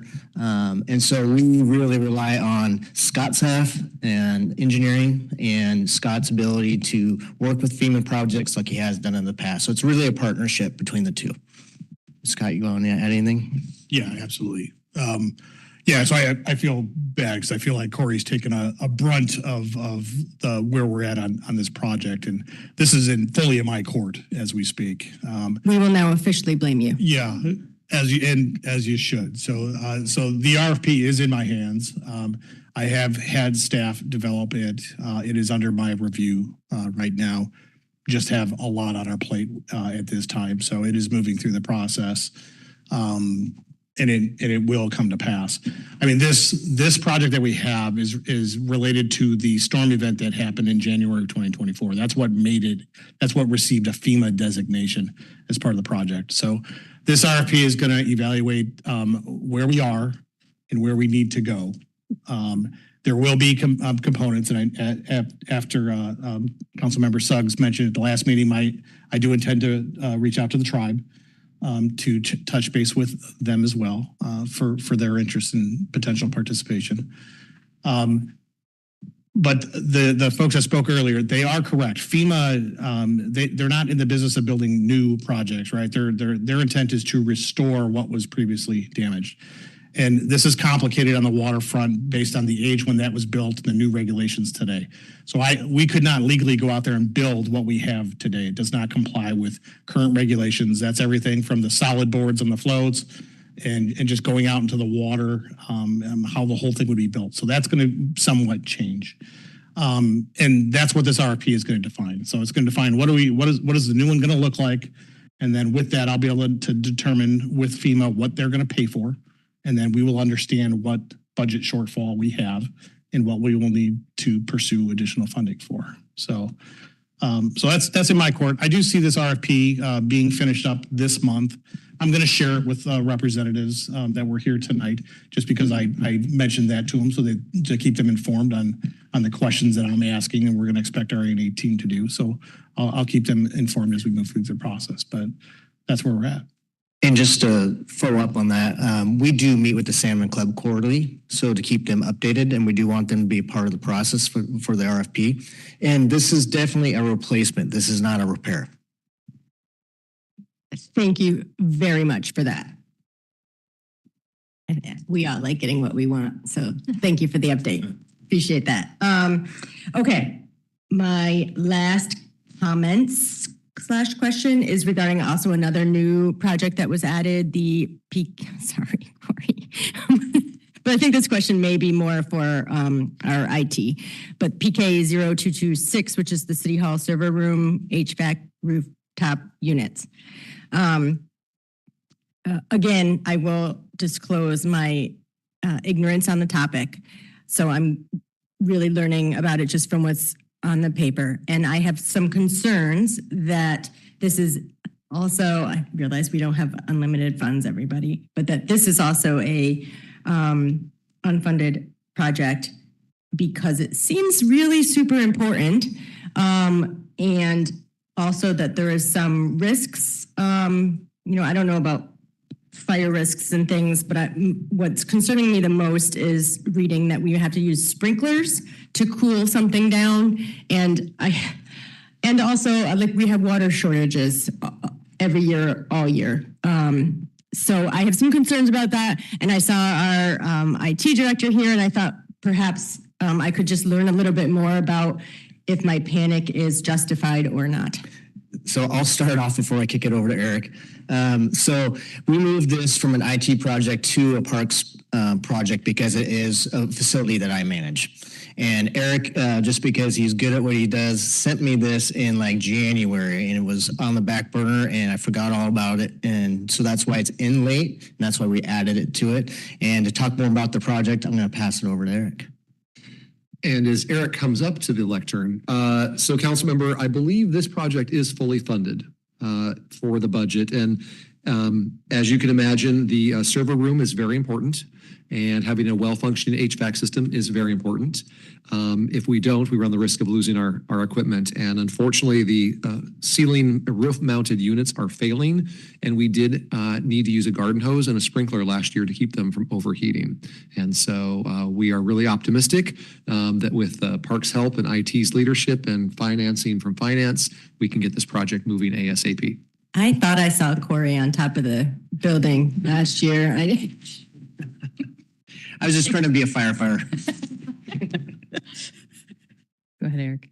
Do you have, what questions can I help with, Mayor and Council? Well, I think knowing that it's at least fully funded is helpful. That is correct. It is fully funded in the 2026 budget year. I don't have any questions. Okay. I apologize. No problem. Nice to see you. Thanks for being here, Eric. All right. Next I have Navarra.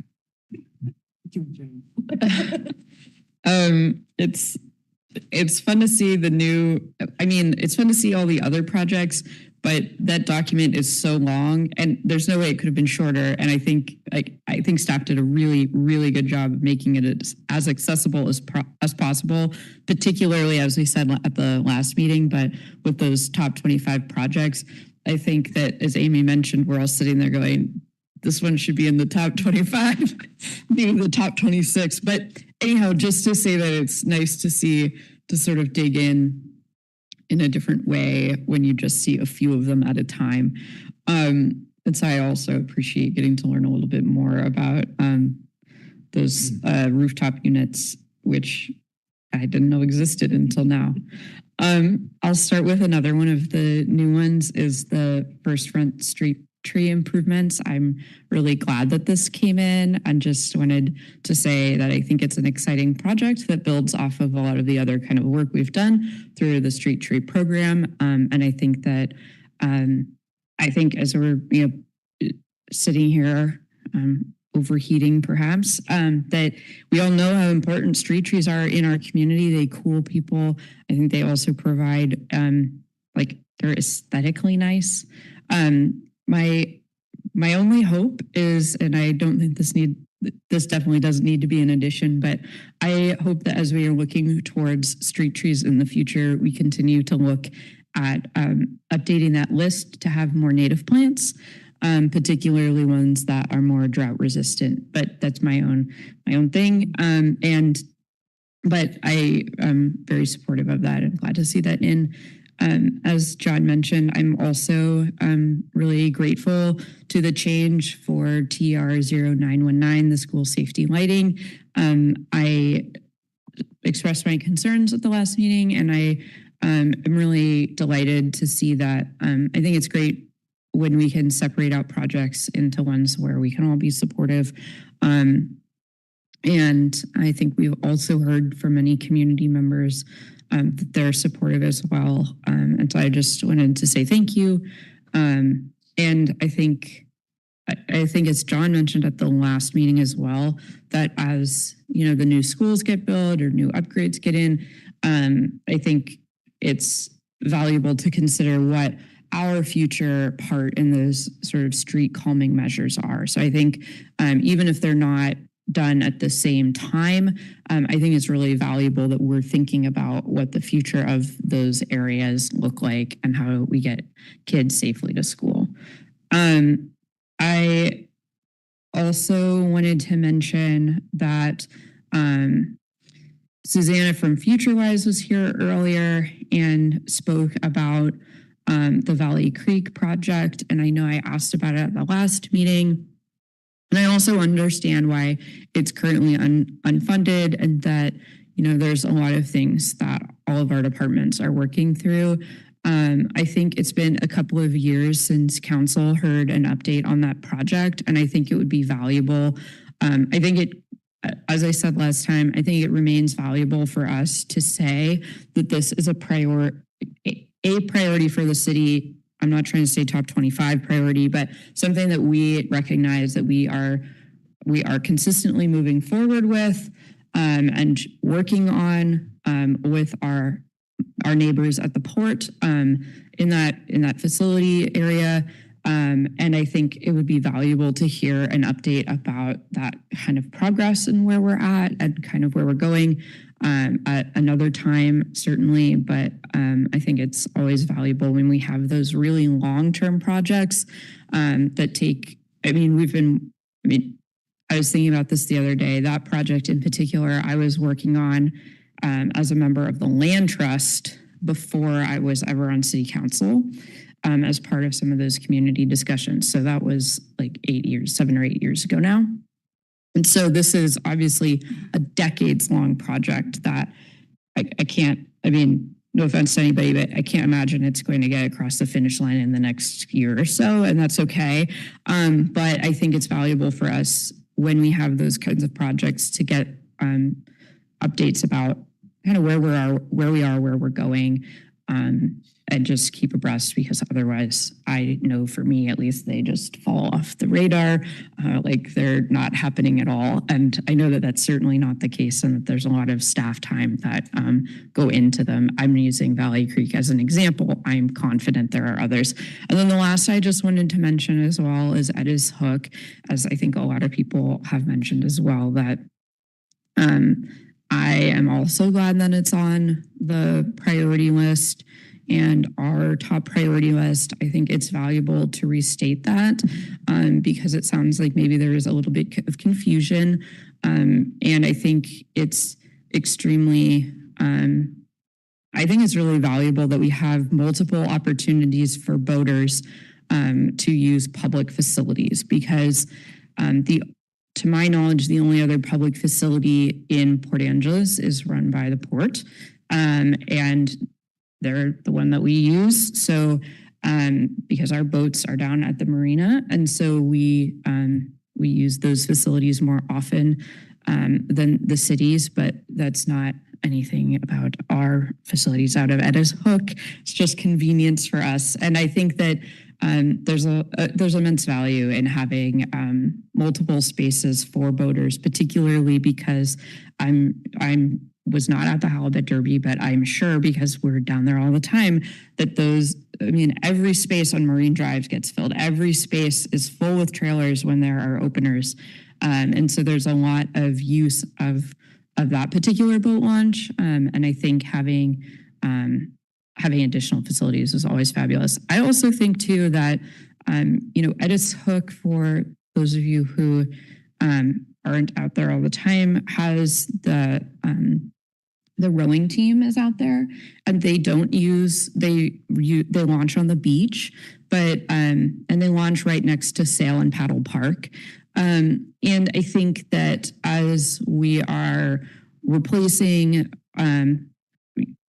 or replacing or both the facilities down at the end of Edis Hook, I think it's I think part of that story is also, that there are a lot of different kinds of boaters who use a lot of different kinds of facilities.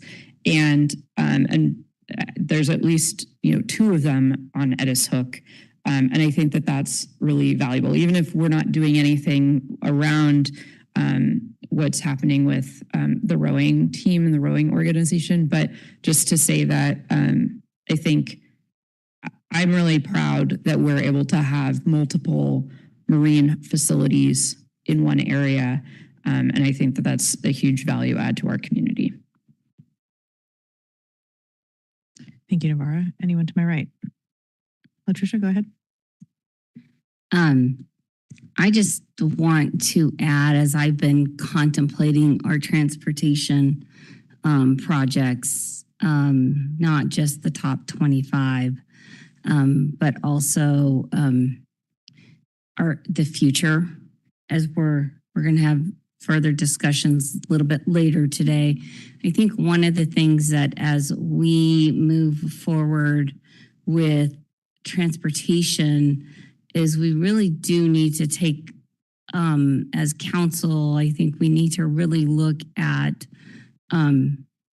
investing in our existing roadways that need repair.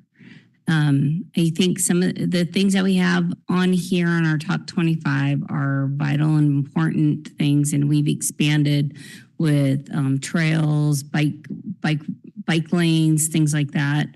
But I do think after the report, the recommendation that we're going to talk about later on has just really hit me that we have our main arterials, which are fine, but I think that we need to look at our transportation plans, and maybe we need to think about how we're prioritizing the projects. And do we need a shift to repair existing roadways? And are there roadways that can be smaller? We've talked about a smaller footprint because of the cost of maintaining. Based on our transportation benefit dollars that we bring in annually, I think the report said, Serena, correct me if I'm wrong, it was like 1.2 million. That's correct. Okay. But that report that we're going to talk about later says to make improvements to the pavement index number, which is now is 48, we need to invest $11 million a year in our existing roadways for improvements, not expanding what we have, but improving what we have. And I think that we as a council need to have that hard decision to talk about prioritizing that versus, I like bike lanes. I like that. And a lot of people in our community like it, but we also have, we're falling behind. And how do we solve that? And maybe a start would be reprioritizing projects, and maybe for a 5-year period, we just focus on making improvements to existing. So I don't know. I don't have an answer, but I think that's something that we need to have a hard look at and a discussion about. Thank you. Drew or Mark? Okay, then I'll go. Oh. Okay. Yeah. I'm not going to specifically reiterate anything that's been talked about. I do think, and I'll just go ahead and be that guy, we do need to have a conversation at some point about whether or not we are not optimizing our use of debt. We do have however many unfunded projects, and we have frankly, a really good debt ratio right now. It is very low. In business, it's quite common to use debt to procure things, to make more money, and to increase your value. I mean, American Dream 101, you take on a mortgage to buy a house. That is a secure investment in theory. You just bear with me.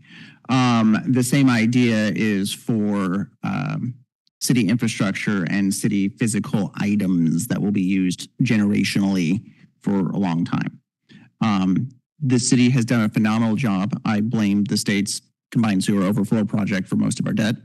But I think not necessarily as part of this conversation today or even necessarily the 2027 CFP, we should look at maybe a conversation of whether or not we want to continue to simply pay down debt, or if debt optimization might actually be a better route to be able to work on some of these unfunded projects that are very targeted with the idea related to infrastructure. All right. Ditto, I understand you don't feel the need to speak. Okay. I'm just going to point out really quickly the irony that the last person who sat in that seat also said we should consider strategic use of debt. And now he's across the street. Mike French. He's For the about record, that he's all the time. also the other business owner that's been on council. Fair enough. Conveniently, you're both in the same seat. So I don't have a whole lot to add, but I do want to, I appreciate the changes and recommendations made by staff. And I do think as far as the boat launch goes, I do feel like it's important just to state my understanding and have it affirmed, or you can tell me I'm wrong, that the beginning of this issue was the removal of the bulkhead, which was mentioned during public comment, which was not done by the city, but was done because of the Navy project. And so I do think that's important context. And now our infrastructure was damaged and we're stuck trying to figure out how to fix it. In the conversation around all of this, I think it's become very clear that we have a lot of people that I would consider partners in our community that are using that also use the boat launches. So Coast Guard, Fish and Wildlife wrote to us this week and said, thanks for putting that in our project. So I think there is some opportunity. The tribe, I have also heard from a tribal council member that they're interested in partnering with us on some improvement. And so I think my concern, of course, is that we're going to get just to a point where everything's new again and there's another storm, but we haven't fixed the infrastructure piece that protects it. And maybe I'm missing a piece in there. So I think one of the advantages of what we're working on is it gets us to a place too where now we have a proposal, a plan that we can seek out support for, that kind of shovel ready. Maybe shovel is not the right word when it's in the water, but I think that we're moving in the right direction, and it's not going to be as fast as everybody wants it to be. But I do think another reason why it's really important for us to prioritize Edis Hook, and again, I may be misunderstanding this, but it was said at the Halibut Derby, thanks to the port for waiving the fees for using the launch. And so I think it's really, if there is a fee normally, it's even more important that we work as quickly as we can to have this, and I believe we are, but I just think it's a place for the public to use, and there's, that doesn't cost them $18 to put their boat in the water. And that's really important from an equity perspective. And I guess maybe that sounds a little silly because you have to have a boat, but people prioritize things differently. And if you have a boat and you want to go fishing, it shouldn't cost you $20 every time you want to.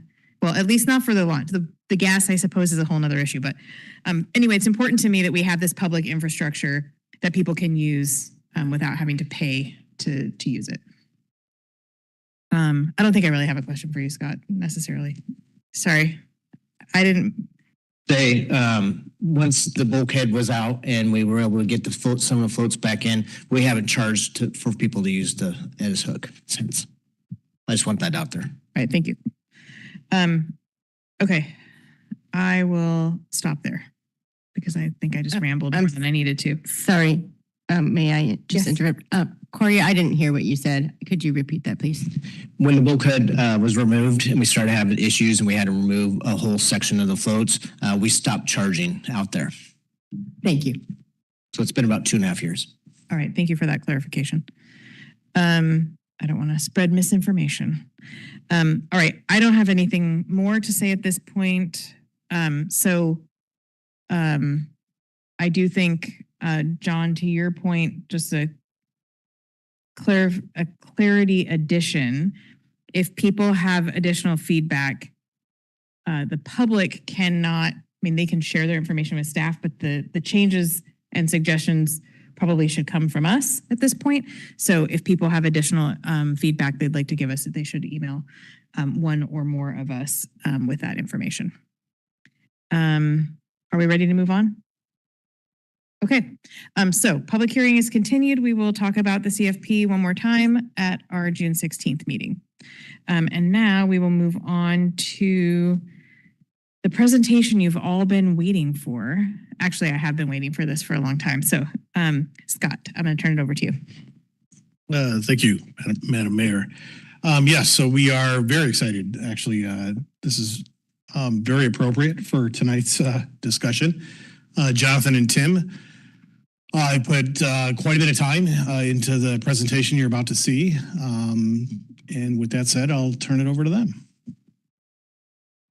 All right. Good evening, Madam Mayor, distinguished members of council. Tim and I are looking forward to giving you a briefing on our pavement management study that was recently completed. So we'll go to our, thank you. Next slide. We'll start with the background. What is pavement management? So this is a systematic approach that helps us plan pavement maintenance activities to maximize the condition of the pavement at the lowest cost possible. So what does that mean? That means we look at what roads need to be addressed, how do we address them, and when do we do that? Next slide, please. So Port Angeles has over 21 million square feet of pavement. Perspective, that's about 371 football fields worth of pavement in the city. Another way of looking at that is 138 centerline miles. That's like 2 lanes driving here all the way down to Centralia. So we have a lot of roads in this little area of Port Angeles. About half of them are residential roads. A third of them are arterial and collector, which handles the majority of the traffic, and the remainder are alleyways. Next slide, please. Over time, this pavement wears out. Like anything, has a certain lifespan to it. Asphalt in particular, which is a majority of our roads, becomes brittle over time from oxidation, from degradation from the sun. That develops cracks. Water begins to seep in those cracks. Water gets down into the subbase, and then when heavy trucks go over it, it starts to move around a little bit. In our winter months, we get the freeze and thaw, which starts to crack and expand those cracks into more cracks. So in this picture here, you see some of the different types of typical pavement distresses. You could walk around a lot of streets in town and see pretty much all of these different distresses. Alligator cracking are very common. These are small little blocks of asphalt that have a whole lot of cracks in them.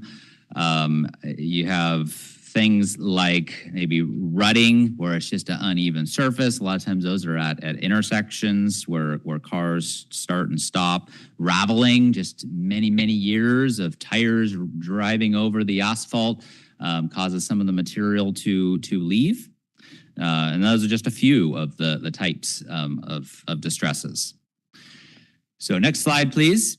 A common method for us to assess our pavement condition is using an automated pavement survey van. So basically, this is what we did here in Port Angeles. A van drives over all the streets with this laser system and camera system and analyzes and looks for all the different types of distresses, looks at a lot of those different degradations that we saw in those previous pictures. The nice thing about this method is it's safe. We're not putting people out in traffic to look at and analyze how many cracks there are and measure how many cracks there are. It's quicker because again, we're not. You can drive at a car speed instead of walking it at a human speed. It's also repeatable. Is this software? A lot of this is all driven by computers, and so they're looking for certain kinds of algorithms of what the pavement looks like, and they can analyze it. And it has good transparency. We can repeat that and understand what the condition of the roads are. So our next slide. We take all that information and we distill it down into what's called a pavement condition index. So you're going to hear the word PCI a lot in this presentation, pavement condition index. So basically that's taking the types of distresses, it's taking the quantity of those stresses, and it's taking the severity of those distresses, all putting them into kind of a formula-based method that gives us a number for each individual road in town. So we start at 100. That's a brand new road. We just came out of the paver, and go all the way down to a 0, which is fail, and you really can't drive on it very well. Our next slide, please. So these are some of the typical categories that we're going to talk about tonight. We classify our streets into different conditions, streets that are good, that are fair, maybe poor, very poor. And I think a nice way to think about this as we go through this presentation tonight is liken pavement management to the maintenance of your teeth. So we all brush our teeth, all right? Nobody questions that we should not brush our teeth every day. In fact, we're probably, most of us, we understand the benefit of why do we brush our teeth? Why do we floss? Obviously, brushing our teeth is a whole lot cheaper than going in and getting a root canal because we didn't do anything on our teeth. Pavement management is much like taking care of our teeth. Daily brushing is a lot like crack sealing. We're just doing a regular preventative thing. Every couple years, we're going out sealing those cracks, maybe putting a seal coat over the road. Again, surface treatments to keep that road in good condition, just like our brushing to keep that enamel strong and in good condition to ward off other things. A small filling, sometimes we have to get those. Those aren't the end of the world, right? We're one day in the dentist, the next day out, probably didn't have much pain involved with it, the before or the after. That's a lot like our chip seals. We get out there, we're just kind of filling over, putting a little surface treatment up on top of that road. Ignoring the cavity, though, that's where that abscess forms. That's where the root canal starts. That's like potholes. That's like waiting for problems to happen. And now the phone is ringing in Public Works because there's potholes out there and the sub base is starting to fail. Just like when your teeth starts to hurt and you decide that you have to call the dentist because something doesn't feel right. We're trying to avoid that. And finally, reconstruction is like that dreaded having to get the tooth pulled. That hurts a lot and it costs a lot of money. And that's just like full reconstruction. It takes a lot of money to fully reconstruct a road. All that could have been avoided with that $20 of floss that you would have spent over that last 20-year period of time. So our goal really then as pavement engineers is that we want the road to spend most of its time in that good to fair category. That's that area, that's that small cavity location. That's where we can do some relatively cheap treatments and we prevent the road from getting into larger structural failure. That's like the city deciding, let's go to the dentist on a regular schedule. Let's get our checkups every 6 months. And instead of waiting for the pain and waiting for that emergency to happen. So with that kind of introduction of pavement management, Tim is going to lead us through our results that we found in Port Angeles. Thank you, Jonathan. Thank you, council. Next slide, please. And Latricia sort of gave away the ending there earlier. Thanks for the. No, that's all right. Steal our thunder a little bit. That's okay. I think anybody who uses our streets, regardless of how you get around, knows that we've got some issues, but it's hard to quantify exactly, how bad that is. A lot of times, each of us individually is taking the same street, right? We're going to and from work. We're seeing the things that are most obvious to us, and we're not seeing the whole network in a perspective. So that's how this sort of assessment can help us to get a complete picture of, what are our roadways, what are the conditions across the entire network. And I think some people would be surprised that we actually do have some roads that are in good condition. And those are where we want to focus our efforts. And much like what Jonathan was saying is you want to keep the things that are in good condition. And I know that's a little bit counterintuitive, right? We drive around, we see the road that's in bad shape. We hear about it a lot, right, from our neighbors. And they want to know, why are we putting those dollars into the roads that are in good shape? And this is how we're going to sort of paint that picture, right, of why we should be putting those dollars where they are. Unfortunately, a majority of our roads are in that poor to very poor condition. That's a lot of our residential streets. And we'll see later on when we look at the types of streets that we have and the type of construction, sort of why that is, and maybe talk about some plans for how we can address that. Next slide, please. So this next slide kind of paints a visual picture for us and helps us to understand, kind of what these segments look like. The pavement condition analysis went block by block. So just so you're aware, we're talking about these segments on a block-by-block basis. It's not like we're looking at a long stretch. It's a very detailed analysis and looks at a very granular level at the condition of each of the roadways that are managed by the city of Port Angeles. So this is a tool that we can use to look for projects, right? When we're going to put together a project for the CFP, we have to find, say a group of streets or an individual alignment, a whole alignment. We don't want to do a block here, a block there, right? And do a bunch of different types of applications because a contractor won't bid on that kind of work, right? They want to do a big area, and we want to do a big area in order to maximize the sort of cost benefit ratios for putting out a contract. So it's a very important tool for us whenever we're looking at planning programs and projects as we move into the future. So on this Street Saver platform, which is what we use to do this analysis, we can sort, we can filter, we can visualize, and that can help us to communicate both with the public and with you as well as we move forward with our program. Next slide, please. I'll look at the trends here. So one important piece of context is that we did a condition survey back in 2016 as well. In 2016, we did a similar automated pavement condition analysis that did not include any planning. What that did was just looked at what the condition of the roadway was at the time, and it was a way for us to set a benchmark, right? For, well, what do our streets look like? 10 years later, we came back again, or the consultant that is supporting us came back again. Same process, right? Same algorithm, same technology. So we know that it's not based on an individual going out and looking at it and just writing a number down for a score, right?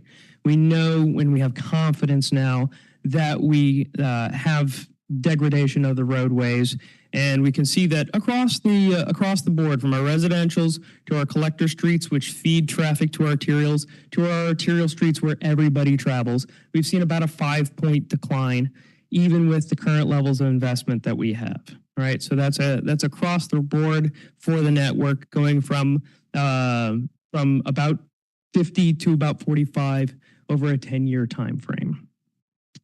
Next slide, please. some interesting perspective here. Our best streets are actually our arterial streets. We've put a lot of our time and effort in terms of planning, programming, and also seeking funding sources for those into our arterial streets. Also, some helpful context that we'll get to later is that most of the funding that is available from grant sources is available strictly for arterial streets, and that's why we've been able to put those resources there. Our collector streets can get grant funding as well, but that's generally going to be a little bit more limited. And our residential streets, generally there are no funds outside of local funds available for maintenance on those streets. There's a second breakdown of streets by surface type.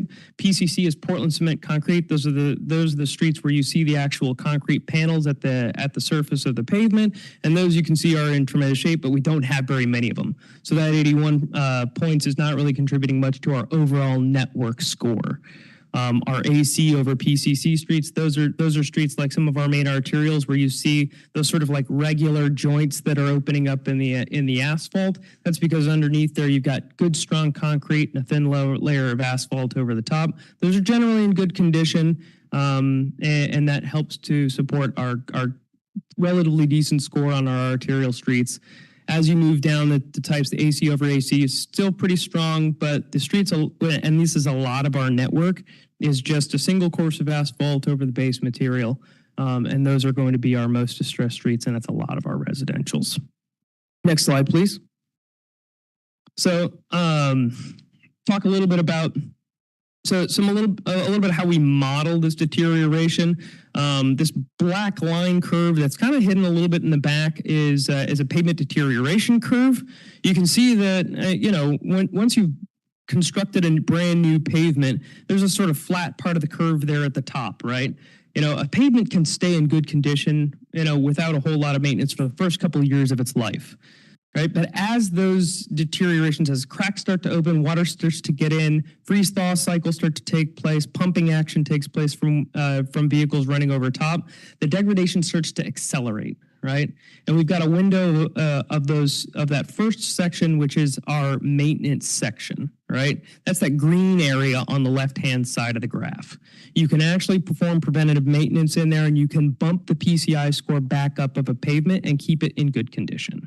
Once you get to that middle section, you have to start doing more costly treatments, overlays, mill and fills, reconstruction all the way down at the bottom. And you can see that dollar sign grows the further down you get, right?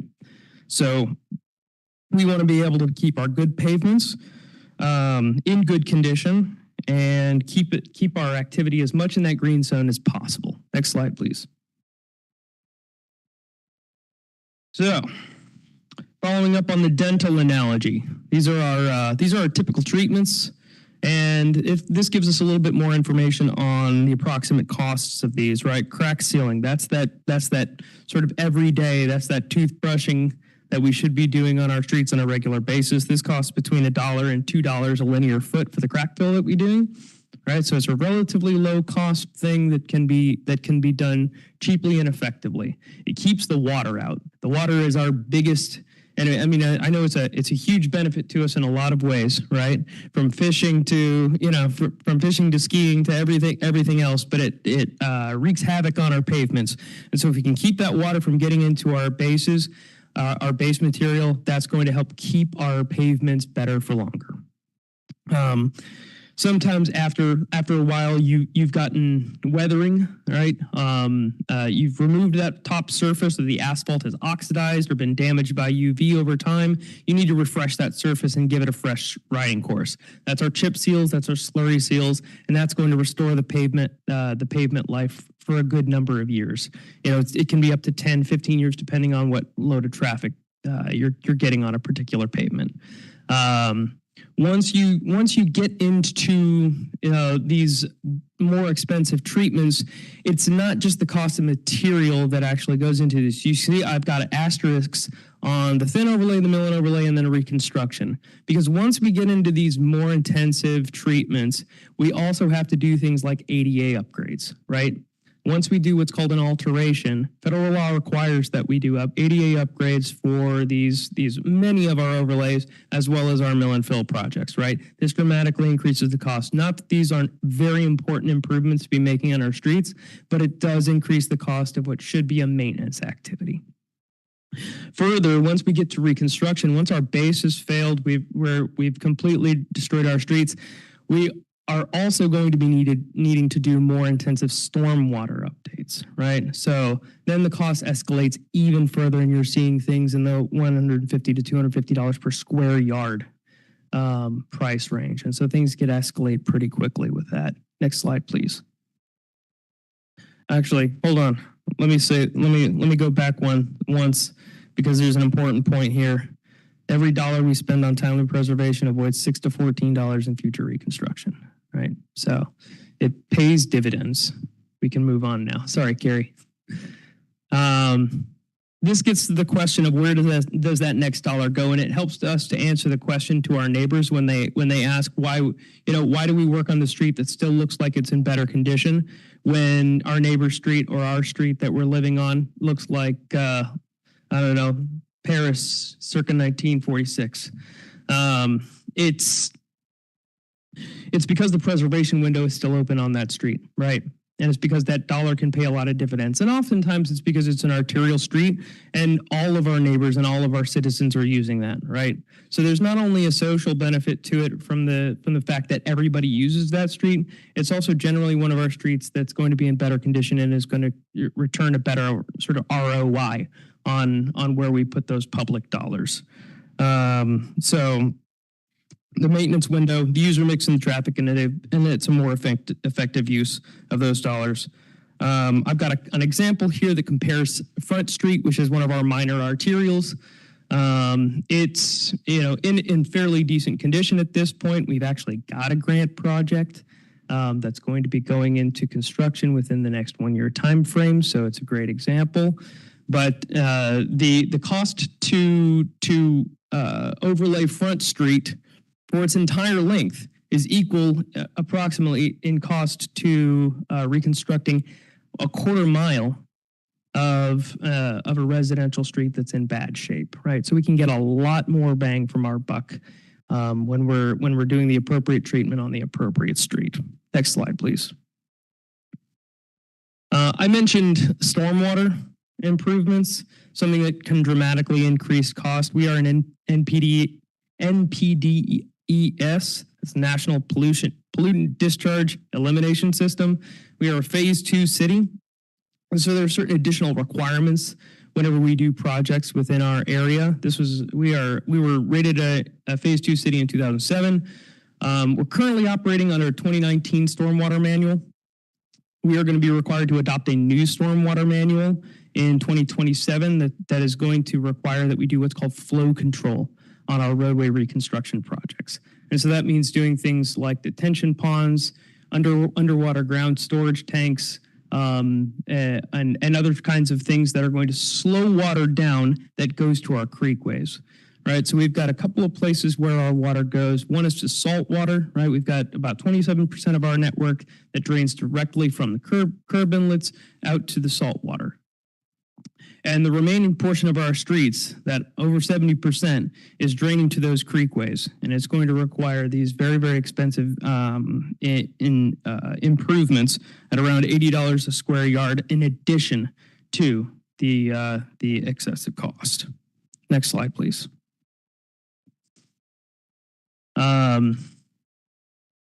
So StreetSaver allows us to run budget scenarios. Actually, it allows us to run a couple of types of scenarios. This is the platform that we use to analyze the data that we've taken in.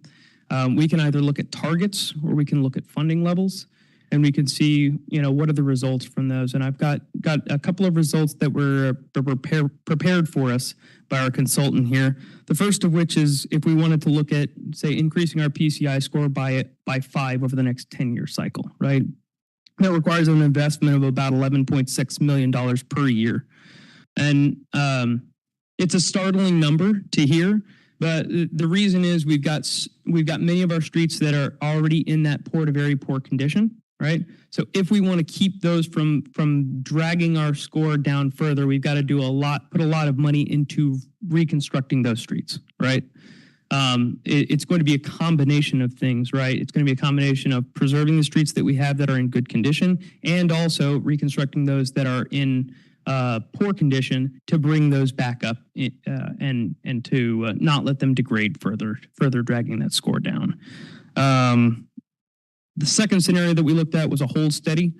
Right now we've got a 45 PCI score. If we were to try to hold that steady for the next 10 years, that would require an approximate outlay of about $8.5 million a year. If we hold our current spending, which we estimated at about $1 million a year for pavement preservation specifically, we drop to a PCI of about 29. And again, that's because we're in that steeper part of the curve for degradation. And it's not much different from having no spending at all, you'll note, which is the bottom line there. Next slide, please. I'm going to go through our current paving program and our funding sources. The primary funding source we have, well, in addition to grants, is our Transportation Benefit District, was the 0.2% sales tax. Unfortunately, that may expire in 2028 if it's not re-upped. That was approved by voters in 2017, I believe, and will need to be reauthorized after 10 years. We do get some limited general funding, some funds from the general funds. Those can be used for capital or operational funds. We can also receive REIT taxes for capital projects in the transportation CFP, but we do not, like some cities, have impact fees for development, and we have no active street LIDs or local improvement districts, which would be locally, which would leverage a sort of local tax increment in order to make direct improvements adjacent to the property owner's street. Grants make up a large portion of our current funding. A large portion of that comes from TIB, or the Transportation Improvement Board.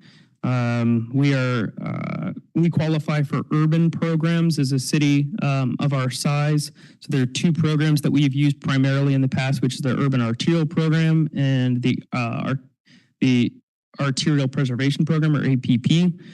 You'll note that in the slides I have that in red now. Unfortunately, our valuation has exceeded $3 billion as of this year, and so we are no longer eligible for the APP program, which removes a potential grant funding source, which we've leveraged pretty effectively over the past few years, but unfortunately that's going to be going away.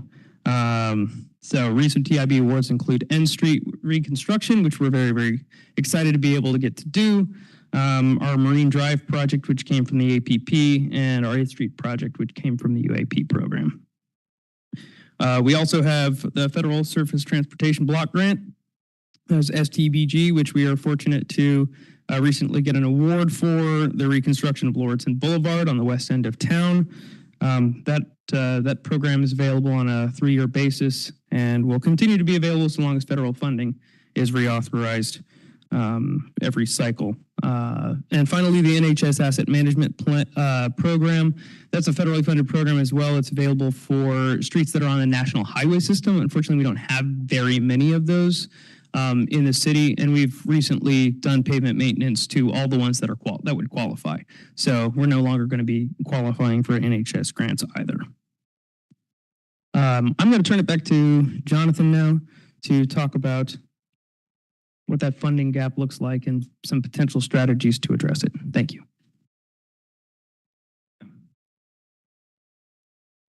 So the city is currently at a crossroads, no pun intended. We need to decide what to do. Do we ignore that cavity, or do we start making some incremental steps forward in filling that cavity? Tonight's presentation and the study that was done helps us to see that right now the city is funding pavement preservation only at about 15 to 20% of the recommended amount for the city, a city the size of Port Angeles with the road network that we have. So the recommendations from the report is to grow our pavement management program. So moving from an average of $1 million per year on pavement preservation to a $3 to $5 million range per year on pavement preservation. How do we do this? Well, it's going to need to be a combination of a number of different ways. As we've heard, a lot of the grant programs, there's only certain grant programs that we can use for pavement preservation. And we have been trying to utilize those to the full as best as we can. So we need to look at how can we increase local funding in ways such as a traffic impact fee or car tab fees. Another option could be to lobby for more pavement preservation funds at the state level, trying to get more state funds to come to local jurisdictions through AWC. Or perhaps we could consider public works trust fund loans. So as the subject came up earlier, looking for loans, as we saw, if we spend that $1, what does it do? It prevents us of having to spend the $14 later. So there could be a tremendous return on the value that we put into some pavement maintenance work on our streets. All while continuing our best to use our local funds to leverage state and federal grants to the maximum extent possible, prioritizing this pavement maintenance projects in our transportation improvement plan.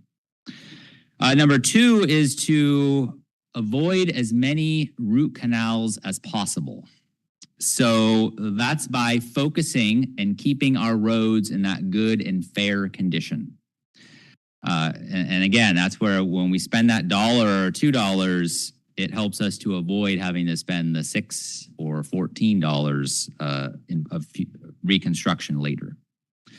Another recommendation is to grow the operation division's crack seal program. So work on treating every crack or every road in that good and fair category every 2 years, filling those cracks every 2 years. Another suggestion is working with the county, which does a lot of chip seals, to try to partner with the county so the county can assist the city with chip seals within city limits. And then really utilize this pavement management analysis, the Street Saver program, to help us prioritize the projects. So we're using the right projects at the right time. And then authorizing a ballot measure for the TBD that expires at the end of 2027. So we can maintain those local funds coming in for pavement preservation. Next slide, please. So really to kind of summarize these findings, we can put it into 4 key areas. Number one, our condition of our roads is in the poor category. It's dropped to 45. So over half of our roads are in that very poor condition. The trend has been going down despite the investments we've been making through our current TBD and through utilizing a lot of grants for paving. We've still lost points over the last 10 years with pavement deterioration. Third is that funding gap. That's right now our funding gap is leading to deferred maintenance. We're pushing the can down the road, and that's going to cost us more later. And then the path forward is to protect our current local funding, look for ways to increase additional local revenues, and then look for opportunities to bring in additional state and federal grants with that goal of trying to have a pavement preservation program that on average each year is in that $3 to $5 million range. Which focuses on preserving our good roads first. With that, we'll open it up for questions. All right, are there questions from council? Go ahead, Navarra, and then Drew. Can you speak a little bit more about the APP program? Just like, I mean, it seemed like you hit on something really important that we're not eligible for funding anymore. Can you just expand on that a little bit? Yeah, I'd be happy to take that. So TIB has different grant programs. One of them is APP, which is our Arterial Preservation Program. And so that is specifically designed for small to medium-sized cities to be able to get access to pavement preservation funds. Unfortunately, right as it's set up right now, it has a city valuation cap. And so when a city gets to a certain valuation, and that's how they determine their size, a city no longer becomes eligible. So because of a lot of the recent inflation, the city's valuation has increased, and we have grown out of that current TIB funding category.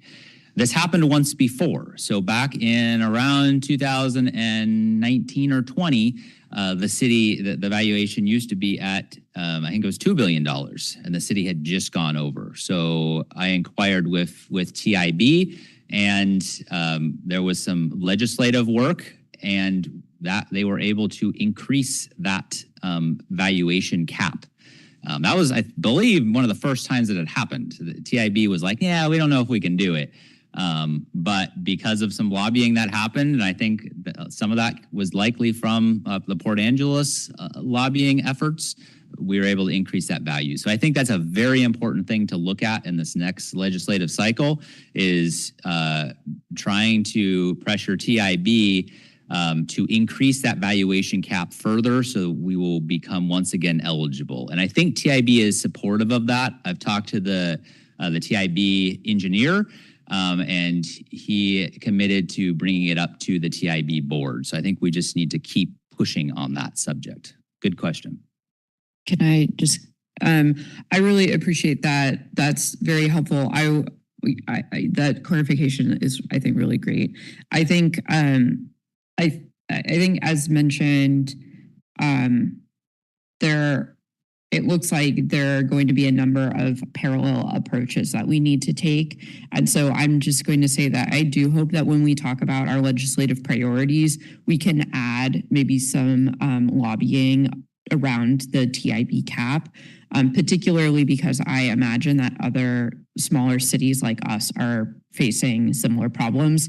And I think that there's probably some partnerships that we could have through our connections to see if this is a problem that other cities around our size face. And then just to say that I also, I think that it's valuable to move forward with that tax as well, and hope that that comes back to council too, in addition to all the other things that were mentioned.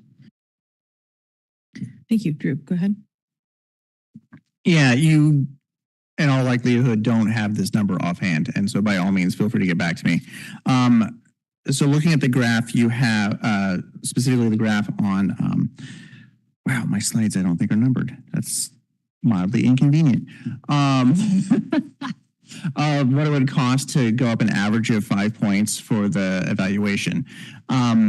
Ignoring that, what would it cost to actually have all the roads up to at least that category 2 good level? And to be very specific, what I mean is not quote unquote cheating by making some of the nicer roads even nicer to kind of pad that number, but to literally make all of the roads at least category 2.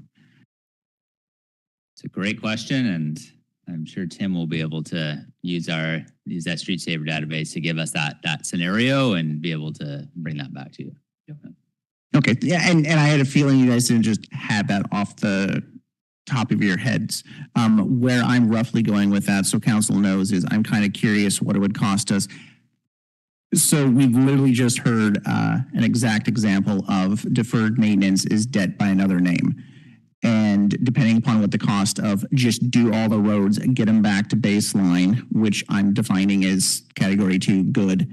What does that cost? And how many loans can we get that would cover that? And what would that make our debt load in the event of doing that? Since I have no idea what these costs would be or what our debt load would look like under that. So that's kind of where I'm interested in finding out more about. Other comments or questions?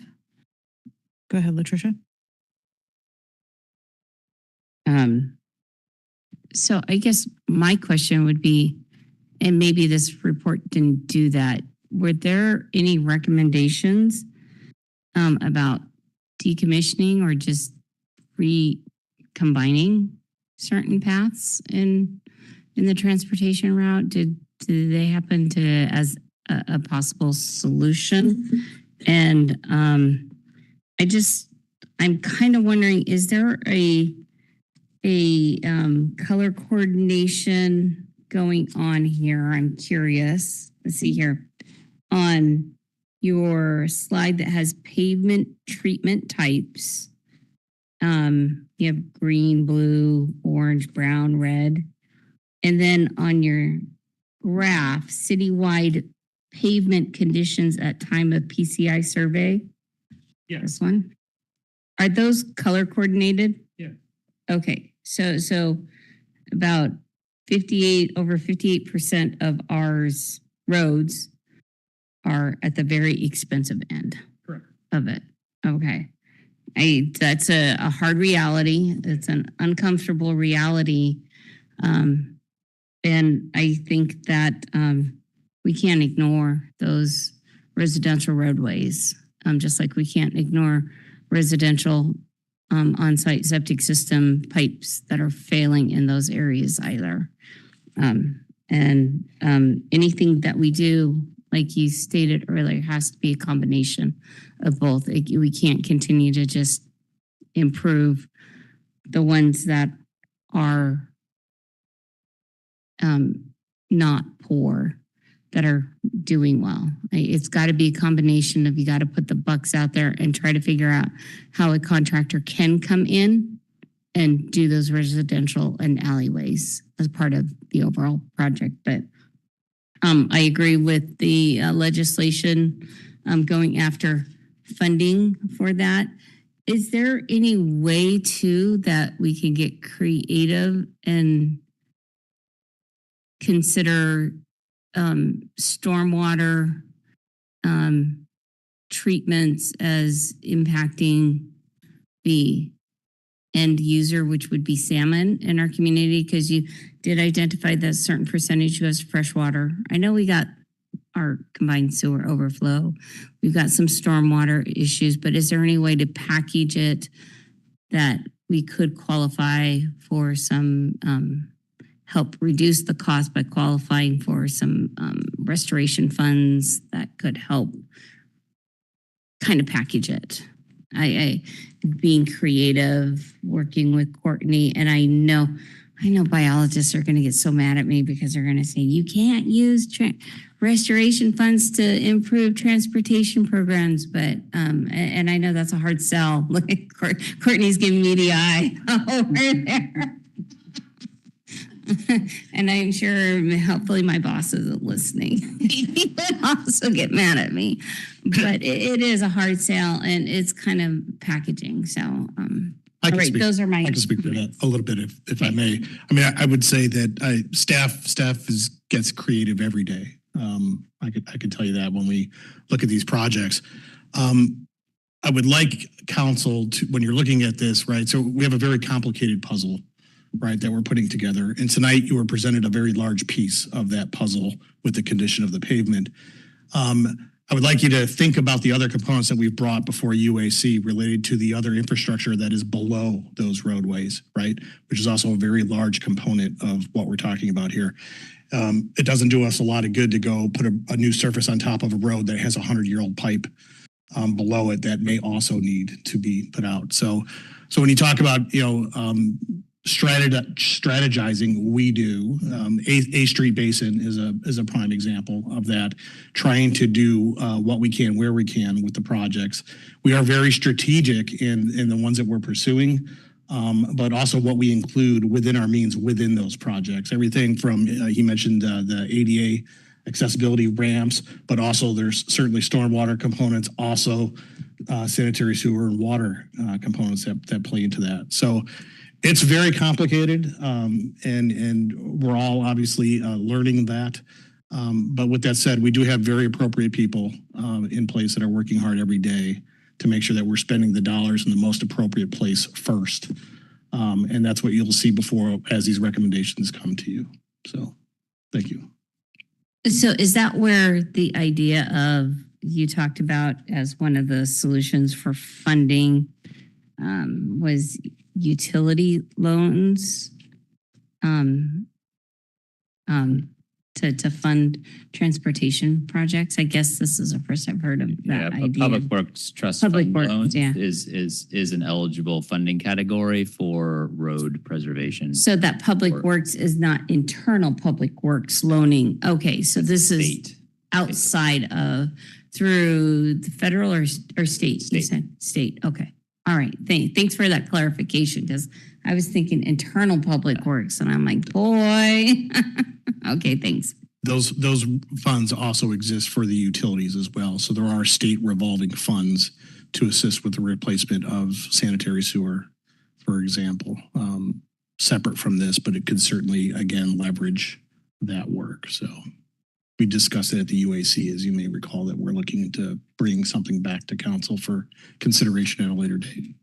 And that's where we'd have to consider debt, funding through debt, no new debt. Okay. So all right. Next I have Mark and then Amy.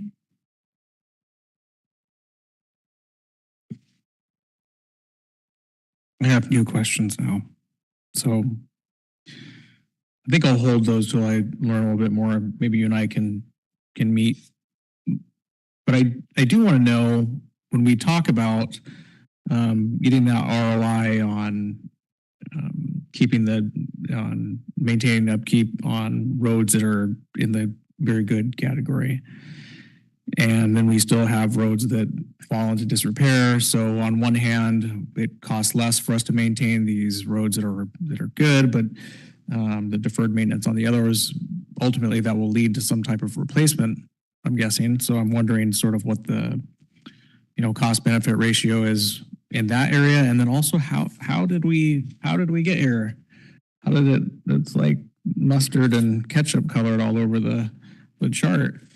So I'm just wondering, because you brought up the idea of increased crack seal and as that being one option, was there just not a plan in place early on to bring us to this point? Yeah, both very good questions. So on the first one, a lot of it was deferred maintenance in the past is how we got to where we are. When we look back, when I've kind of looked back and looked at the age of the pavement and when were we doing pavement projects, majority of the roads in town were built and a lot of the pavement work happened when the mills were running. And you can make a direct correlation to when the mills closed down, the city stopped spending money on their streets. Likely because the general fund, which funds streets, was in a gigantic budget hole. And so that's where the deferred maintenance came in. It's like, well, we can delay a few years doing our roads. Well, a few years turned into 10 years and 20 years. And all of a sudden, a asphalt road that only typically lasts 20 years is now 40 years old and it's failing. So we have been using pavement maintenance techniques with the available funding.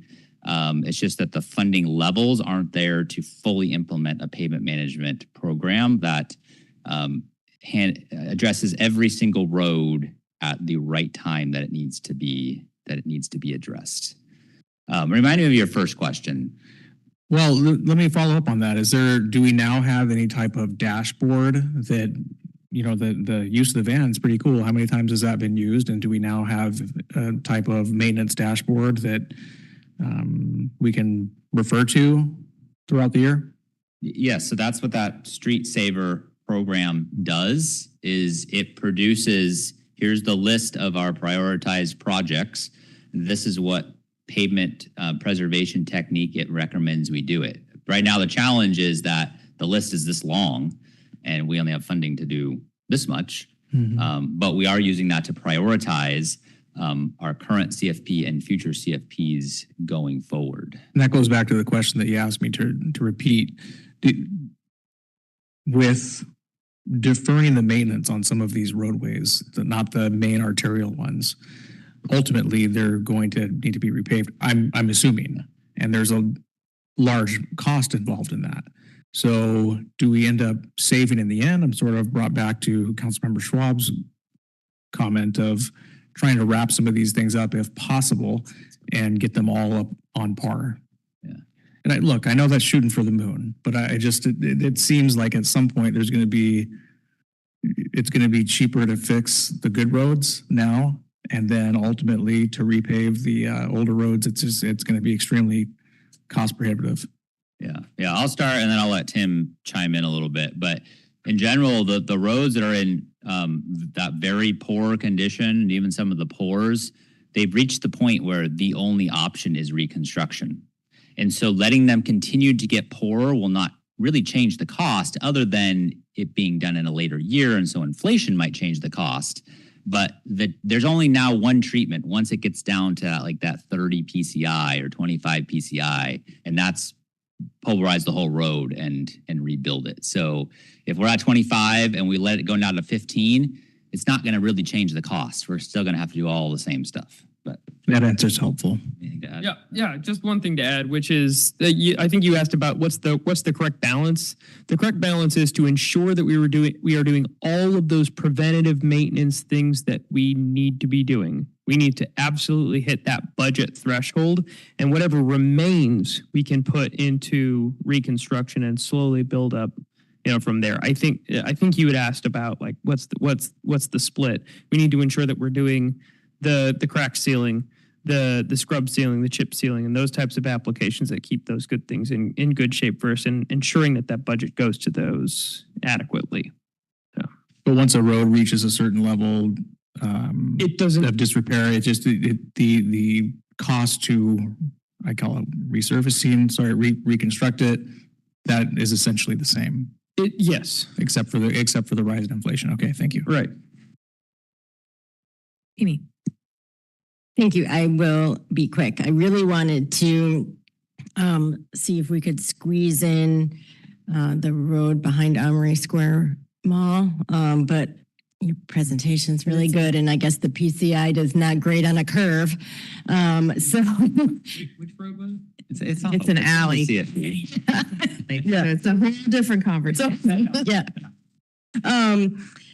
But short of like what you would potentially do if you're getting your home remodeled or something and moving all of our residents to Squim for a couple of years while we revamp some of our infrastructure. A question was, I think, asked maybe flippantly, but I'm curious about, are there ever recommendations to like decommission streets and to have, I'm sure you have considered this, but if you could speak a little bit more on that, that'd be my question. Yeah, I'll start, and Tim might have some ideas too. So there's probably two different ways we can look at it. Decommissioning, where most roads are servicing parcels that have homes on them. And so we can't just take away the road. One option could be to turn the paved road into a gravel road, which has a different kind of maintenance.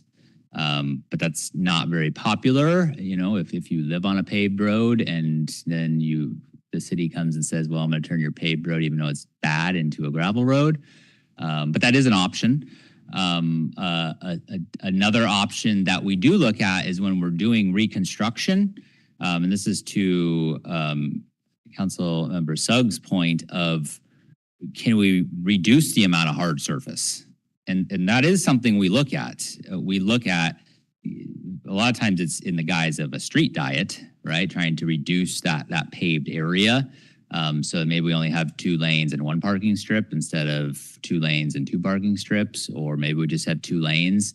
Another method we're looking at is like kind of a single lane road, and allowing folks who are in the lower volumes where you can kind of pull off on the shoulder and let another car pass. So again, reducing that footprint. So those are some ways during the reconstruction process that we can try to reduce our longer term maintenance costs on a street.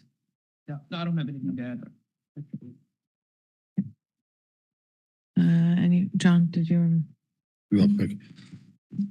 Yeah, so to me, it's like clear that we're at like a breaking point with a lot of stuff. Like we have roads that are in disrepair. We have things under our streets that are millions of years old that need to be repaired.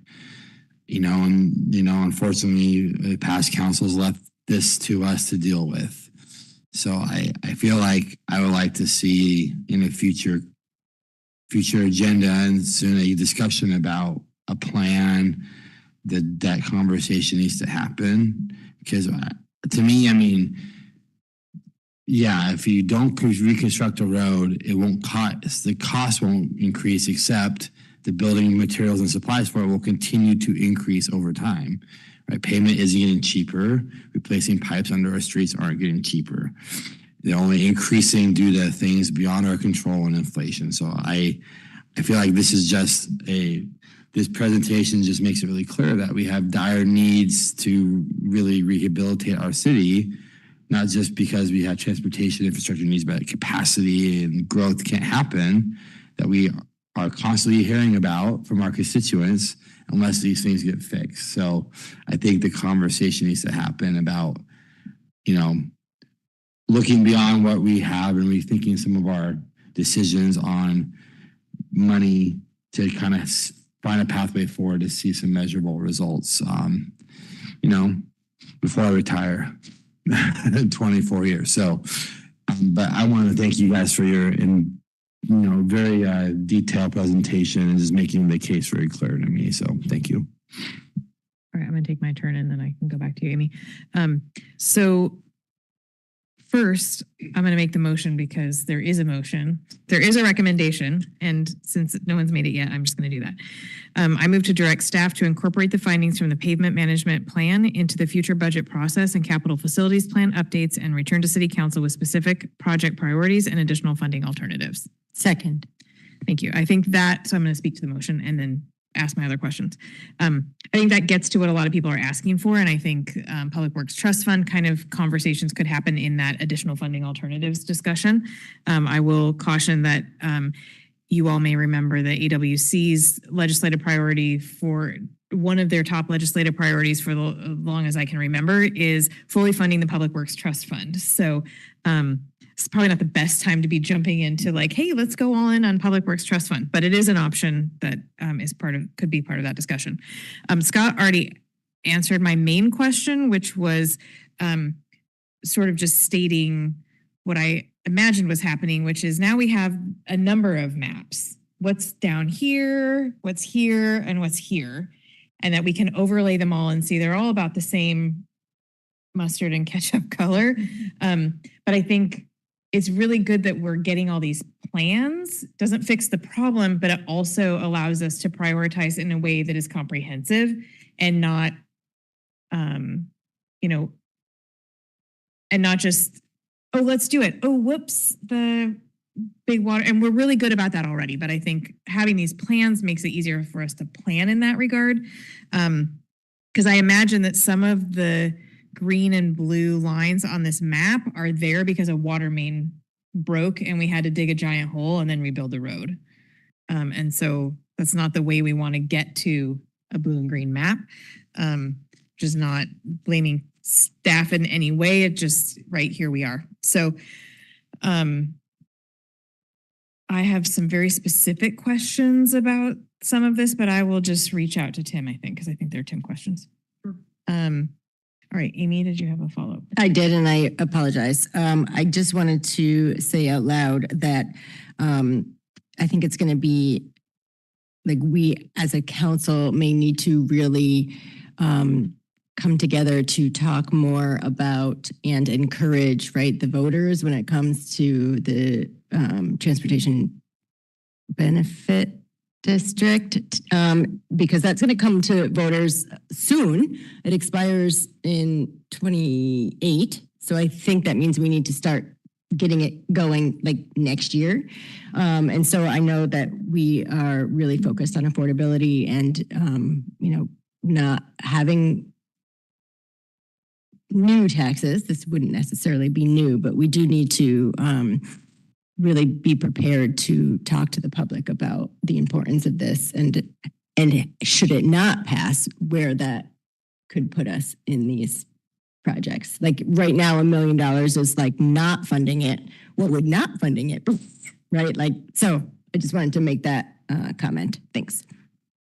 Thank you. All right. Any further discussion? We are getting short on time and still have another item and anyway. Okay. So in that case, we have a motion to direct staff to incorporate the findings from the pavement management plan into the future budget process and capital facilities plan updates and return to city council with specific budget priorities and additional funding alternatives.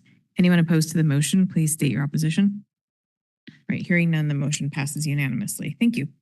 I hate to do this because I just said it's getting late, but we're going to take a 5-minute break and come back and finish up. Thank you.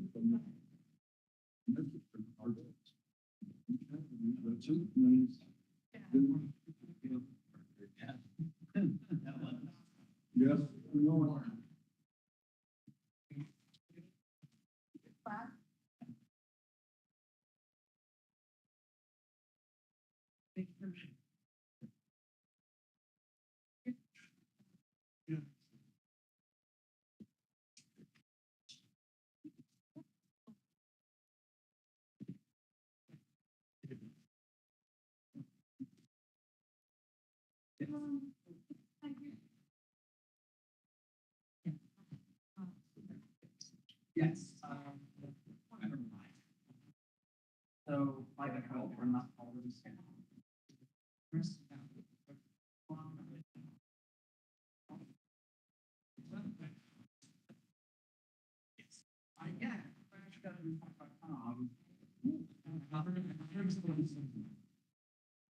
Well, I don't have. It's fine.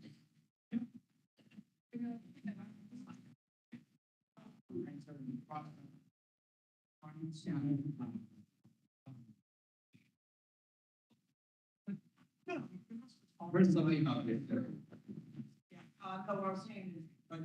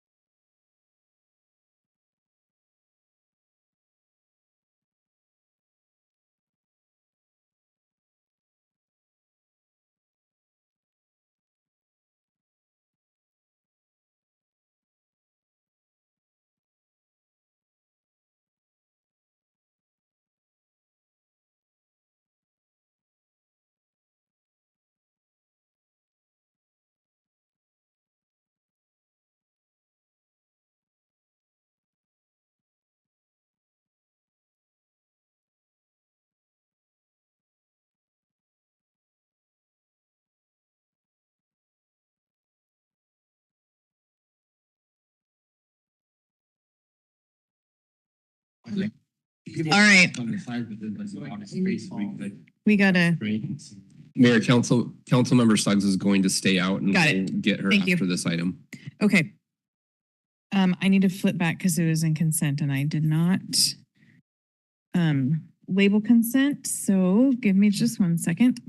If it's okay, I'm going to jump in really quickly for the back end part of this because I think Drew, I don't want to presume, but I just want to remind everyone that this project was awarded by LTAC and approved by council at a previous meeting. And I just want to give a little bit of background.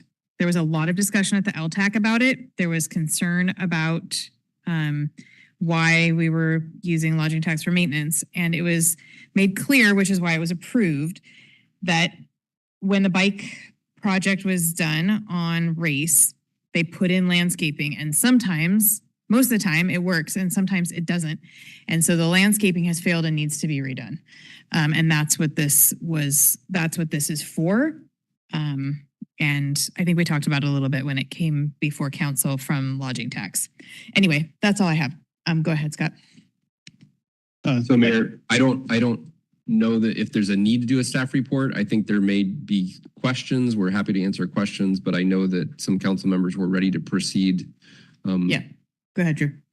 So in all fairness, I'm ready to proceed. I just don't plan on voting for it. I think John were the two dissenting votes back in April about funding it from council. So that's why I wanted to pull it. I don't actually require any sort of additional conversation right now. Very good.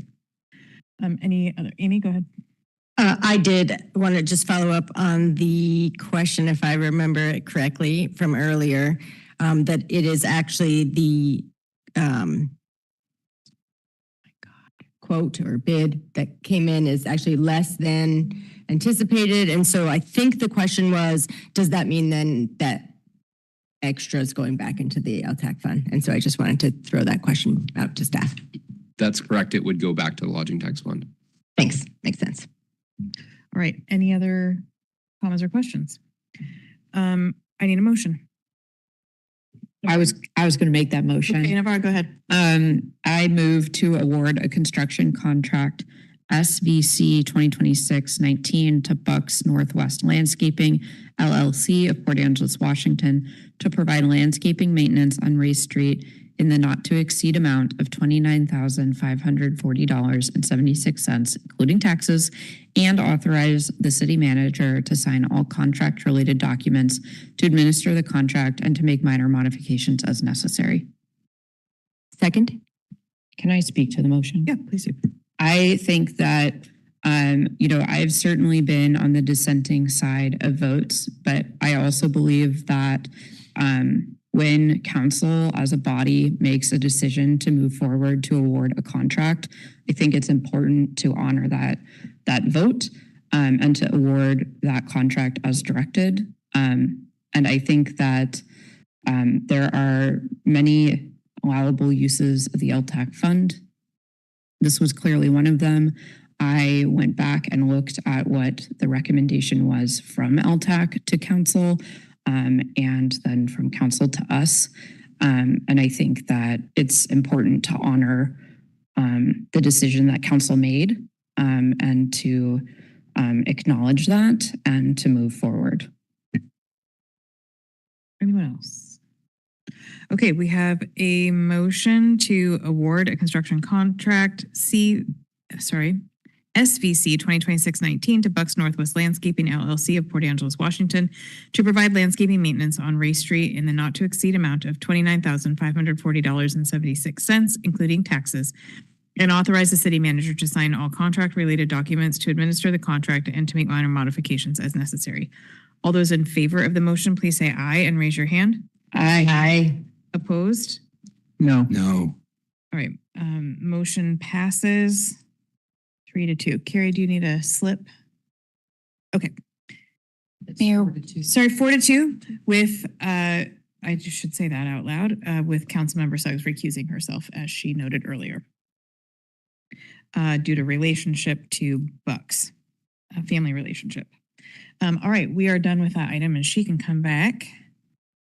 And that brings us to council reports. And I just, actually, I know we try not to do that, but we're gonna do second public comment first because it's supposed to be done by 9:45. So we'll do that and then come back to council reports as time allows.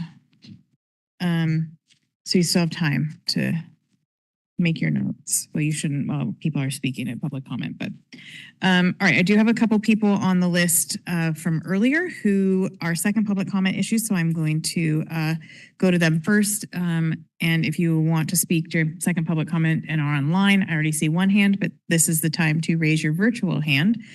And then of course, it's not limited to people who signed up, but I do have some folks who signed up, and John Redmond, if you are still here. He is not, he's still here. Okay. Jackie. And Gypsy.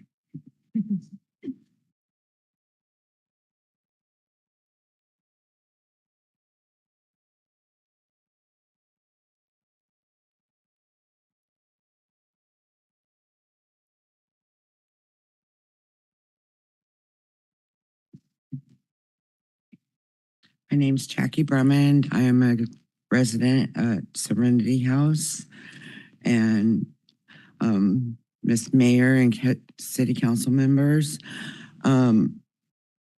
you know me from speaking for the homeless. Now I'm speaking on my behalf and the elderly and the homeless who have carts. For me, my dog had an incident on the bus, and the bus told me she needed to be put in a carrier. Well, you can see she's a big dog, and my carrier is on a cart, and granted, I do have difficulty getting the cart on and off the bus, but I planned on getting a smaller cart to maneuver her around. But it would be solved just as easily to get a muzzle and put on her so I could get her on and off the bus. I'm in my IOP and I have to go to meetings and all that, and it's necessary for me to take the bus system. And as far as the elderly and the other homeless, I know that other homeless, they have issues going on in their heads. So they need to be able to get to their doctors and have their stuff safe. And the elderlies, I've noticed that there are a few elderly that use the four-wheeled carts to carry their groceries because it's just easier than pulling a little cart. I know this because I've pulled suitcases that are quite heavy and it's really not feasible.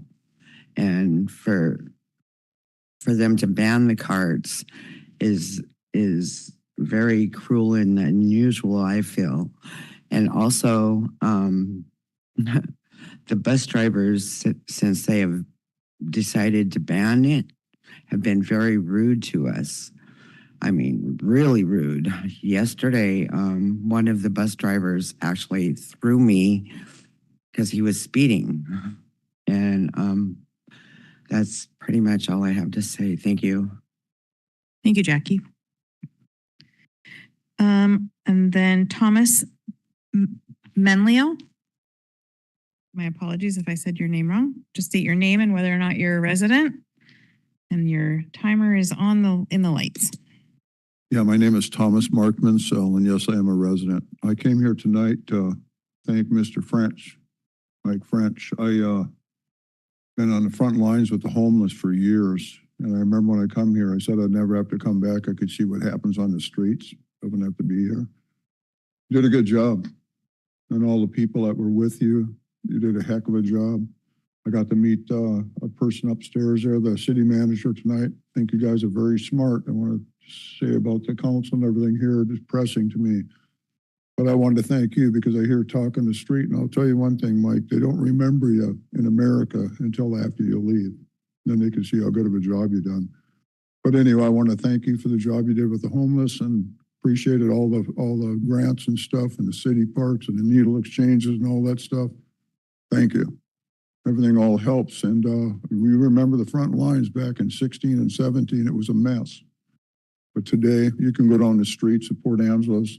And like I say, I'm on the front lines and I notice the changes. And I want to thank the chief back there, assistant chief, for getting things together after the years of bad things. You know what's going on. And I think that our amount of arrests have dropped a lot. And I want to thank you guys for that too. Appreciate it. And anyway, thank all you guys on the council that help. And you guys got a big job and stuff. I will say one thing, and it's not about the homeless. You want to fix your streets, stop salting. And I will leave. Thank you. Thank you very much. And I have, let's see, I think that was all for the second public comment period signed up. So go ahead. Good evening, Council. Bradley Calloway, the city resident. I did not plan to make comments today, but I have a couple notes. My first note, I happen to have just subbed off after almost twisting my ankle at Elks Park when Latricia made that motion about fixing parks. And I'd just like to note that we don't just play baseball there. We do a lot of other sports. I was there playing ultimate frisbee. We play soccer there in the fall. We have lacrosse happens there. There's a couple other sports teams that just run around out there. It's not just baseball. It's not just the baseball tournaments. Everyone in the city uses the parks. And more importantly, we use the field in the outfield, and it needs to be flat and runnable because, yeah, it works for baseball when it's a little lumpy, but that can get real dangerous real fast when you're trying to make fast turns because you're playing soccer or ultimate or whatever. My other note is related to bike lanes and to road maintenance, which is, first off, if you have a bike lane and there is parking to the right of the bike lane, they open the door into the bike lane, you run into the door. Not good. Protected bike lanes exist for a reason. We don't have any in the city that I'm aware of. The other note is where there aren't bike lanes, the shoulder of the road and these poorly maintained roads that they were talking about in the slideshow gets covered in all these cracks and bumps and lumps and stuff, and it makes it unsafe to ride in the shoulder. So you have to go right down the middle of the street, and then the drivers are all angry, and it's not a good time. So fixing the roads also helps a lot with bike transportation, and I bike enough that this is like an actual thing I care about. So yeah, we like fixing our roads. I would appreciate funding that regardless of how much debt it does, because as mentioned, it is cheaper to go into debt and then pay off that debt than it is to do root canals on roads. And I also appreciate funding parks, because you may or may not be aware, but I referee soccer. So like, you know, I care about the parks working enough that kids keep playing soccer. So yeah, that's it. Thank you. Thank you. Anyone else in council chambers? Go ahead. We have one hand online, so.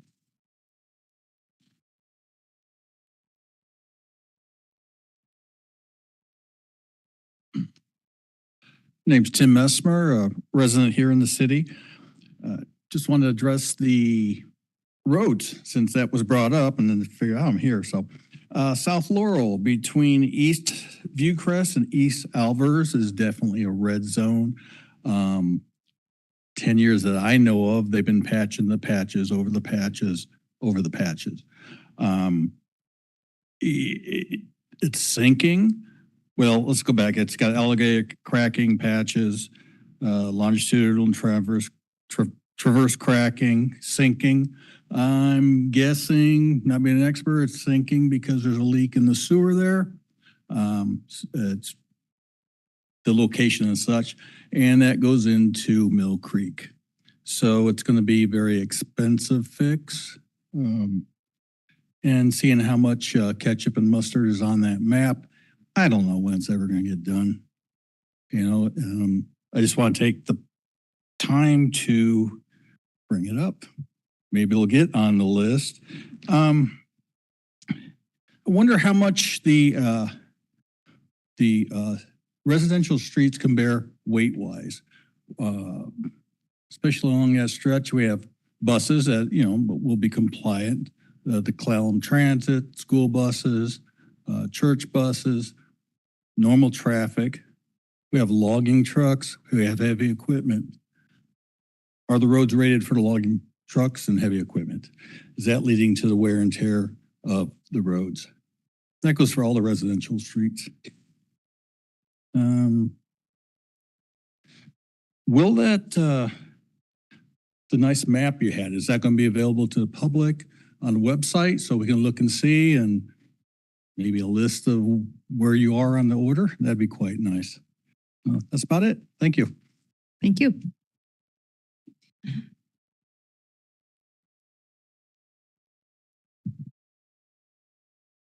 Hi, John Ralston, still live in the city. I saw one of your projects up here again was the off of A Street, or is it Apple, the 10th Street bicycle lanes. I happen to live up in that area, and whenever it's possible, I stop and ask bicyclists, where are you going? Don't try to ask any leading questions. And well, I'm usually heading out to the airport, not me, but the bicyclists going out that way to get on the Olympic Discovery Trail. Well, what's your path? Well, we go down to 12th and then go out to 12th, out towards Stevens School, get out to possibly I Street, go down to 10th and travel further. I've asked this to half a dozen different people, all similar questions. Well, how often do you go up either 10th or 11th as opposed to 12th or 15th and 16th? Most of the answers are, I wouldn't touch 10th or 11th because they're way too steep. So 10th and 11th, as you get up to D or E Street, is the highest point on that side of town. So why would you have a plan that says, let's use 10th Street for bicycling? It's absolutely crazy. I have no idea who in this group decided 10th Street, other than to say maybe it's convenient because there's a tie-in to the city owning some property at 10th and C for a project. I don't know. But that project of doing 10th Street is not a very wise investment for a bicycle lane. Thank you. Thank you, John. I saw two others. Go ahead.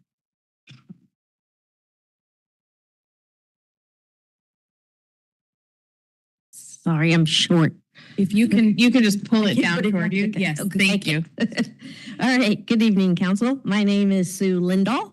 I'm a resident of Gales Addition neighborhood. I'm a retired special ed teacher, and I'm here tonight to request city compassion for a neighborhood trash cleanup. The problem in Gales Addition, as you all know, Gales Addition, is that our neighbors receive multiple violations from the city to remove trash, etc., but nothing happens because the residents lack funds for the transfer station or the dumpster access. In turn, the yards are swallowed up with trash, which is infected with rats, pests, and human waste. So, Gales Addition can be a clean and desirable neighborhood.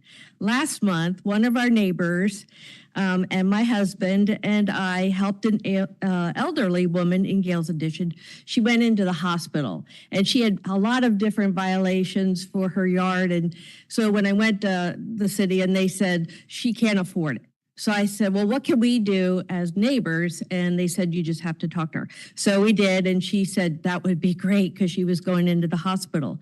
So as rewarding as it was to clean up her yard, what I thought was going to personally cost us $800 ended up costing us $2,000, which we paid.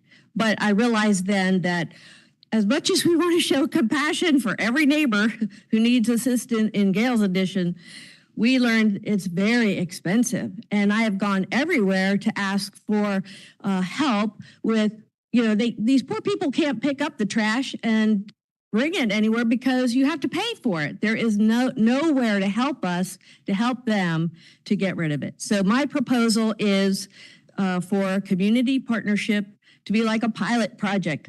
And because teachers, we love projects. And so we would provide free, this is what we like. We want free Gales Addition vouchers to the Port Angeles transfer station. And residents will we'll do our own trucks, trailers, gas, and labor. We think we could turn around the community within a year if we, do it all by ourselves and not have the big trash trucks and all, which, hey, we'd love that. But if we could just get the vouchers, that would be great. The benefit is high impact with minimal strain on city resources because we could see all these pavements are going to require a lot of money. So we're not asking for much. We just want to foster a cooperative bond with the city of Port Angeles. It's time for compassion for those who need our help. We can do it as long as we have partnered together 1 yard at a time. Thank you. Thank you. All right. Good evening, Justin Williamson, city resident. I just came to comment on some of the comments Drew made earlier about debt and the American dream being debt. The last thing I think about the American dream being is going into debt for a 30-year mortgage. The fastest I can pay off a house and be out from underneath somebody knocking at my door every month to collect a debt note, the more free I feel. And I think the American dream is to feel free and not have a tax collector or a debt collector after them, because debt is a slavery. And once you're in debt, you're a slave to that debt until it's paid off. I do see the use for strategic debt from a business owner that is using it once they have a proven technique that is generating money. And they say, yeah, if I don't produce, or if I can't produce more faster, then I'm going to lose out. But until that technique is proven that generates money, then I don't think anybody should go into debt. I think the reason we have so much maintenance that hasn't been fixed over the years is because all the debt in the system has caused those maintenance prices to go up significantly. If I was to go to the dentist and say, hey, I would like to have a root surgery or my teeth cleaned or something done, and the dentist was to say, well, that's going to be $5,000 here, you can take out a loan, 3.5% interest rate, and I say, no, I can't afford $5,000 and I don't want to go into debt. Well, now the dentist can either say, well, sorry, take your business elsewhere, or they lower their price. So as long as we're not going into debt, now the other person that's on the opposite end of bringing up prices has to lower their price or wait for somebody else who's willing to take out a loan. But no, I don't feel like the American dream is being highly in debt and financially in debt for the next 30 years, 15 years. Anybody who looks at an amortization schedule should just laugh in a baker's face, to be honest. Thank you. That's all I have to say. Thank you, Justin. Anyone else in council chambers? All right, we'll go to Stephen Paleo online. I'm going to get my timer ready. Take me a second. Okay, can you hear me? I can hear you, so go ahead. All right, great. Okay, good evening, Madam Mayor. Stephen Paleo. I own a home on Lincoln heading up to the high school. I just want to make one more comment on the proposed renewal for the short-term rental licensing contract. This is with the company Numo. In case you guys didn't realize, this is a private equity company now that's acquired GovOS. My concern is not really with the short-term rental program. It's really whether we're receiving sufficient value for this $26,000 or $27,000 of annual cost for this contract. You know, particularly at a time when the city continues to face all these budget pressures. You know, when the program was first implemented, you know, there was a significant amount of work that needed to be done to identify the operators, process applications, establish the system. Today, we've reached the cap. The large influx of new applications is over. In fact, I would expect only a small number of licenses will probably change ownership or require new processing in any given year. Many operators, including myself, we actually paid for multi-years, 3 years at a time, which means the administrative workload for me is pretty much nothing for a couple of years. So what concerns me further is just when you look at the actual GovOS and the scope of work, it's in tonight's agenda. It actually shows it's more simple. It's more than simply verifying whether a property is licensed, registered, or properly zoned. One of the contract deliverables specifically calls for identifying how much lodging tax revenue has been generated, or potentially how much has been lost by an improperly licensed short-term rental. You know, I've looked for that information online. It doesn't look like you guys are showing it. I can't find anywhere. And I would also like to be able to see what's the total licensing fee revenue collected. You know, for those that aren't aware, but short-term rental owners pay $1,500 for a 3-year license, $500 a year. In fact, I only use mine as a short-term rental for 4 months a year. So I'm effectively $125 a month. The rest of the year, it's a long-term rental.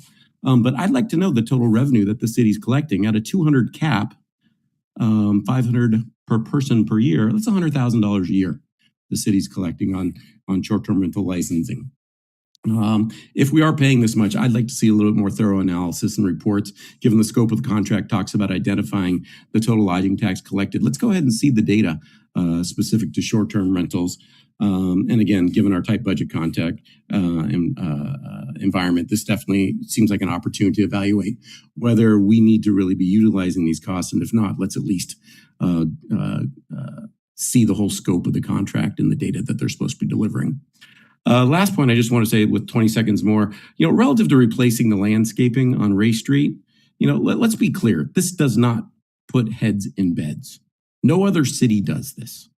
So whether the city approves it or not, you know, in the spirit of lodging tax, this is the whole reason why there's not consensus across the city council there. And this really does speak to the integrity of City Hall, and it really hurts the trust in City Hall. So I think we do need to be a little bit clear. Don't try to hit in the gray areas. Don't try to use every opportunity to really just extort some other fee from the citizens. That's it from me. Good night, guys. Good night. All right. Anyone else? Okay, I don't have any other hands online. So now we have a few minutes for council reports. And I will just start with Latricia and go left. Well, I attended the joint PUD meeting, city and Clallam County PUD, and we had a great first kickoff meeting. It was productive. Scott, Director Curtin was there, Nathan was there, John and I'll leave some stuff for John to talk about, so I won't talk about everything. So we also I was have to there get through all of us in less than 15 minutes. Well, fortunately, that was the only city council meeting I had to go to. Mine are coming up. I will be participating in judging the Liars contest, so I'm excited about that one. Everybody be there. Join me for all the laughter. Thanks.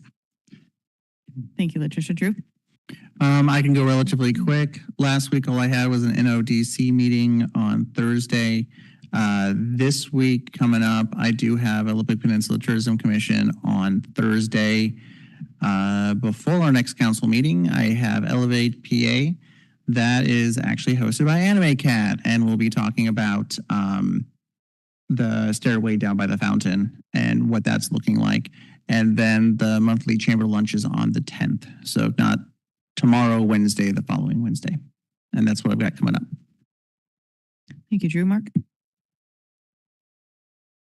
Some of the stuff is old now with the pool, but I'll go quickly with some of the stuff that flew under the radar. A new treasurer was hired.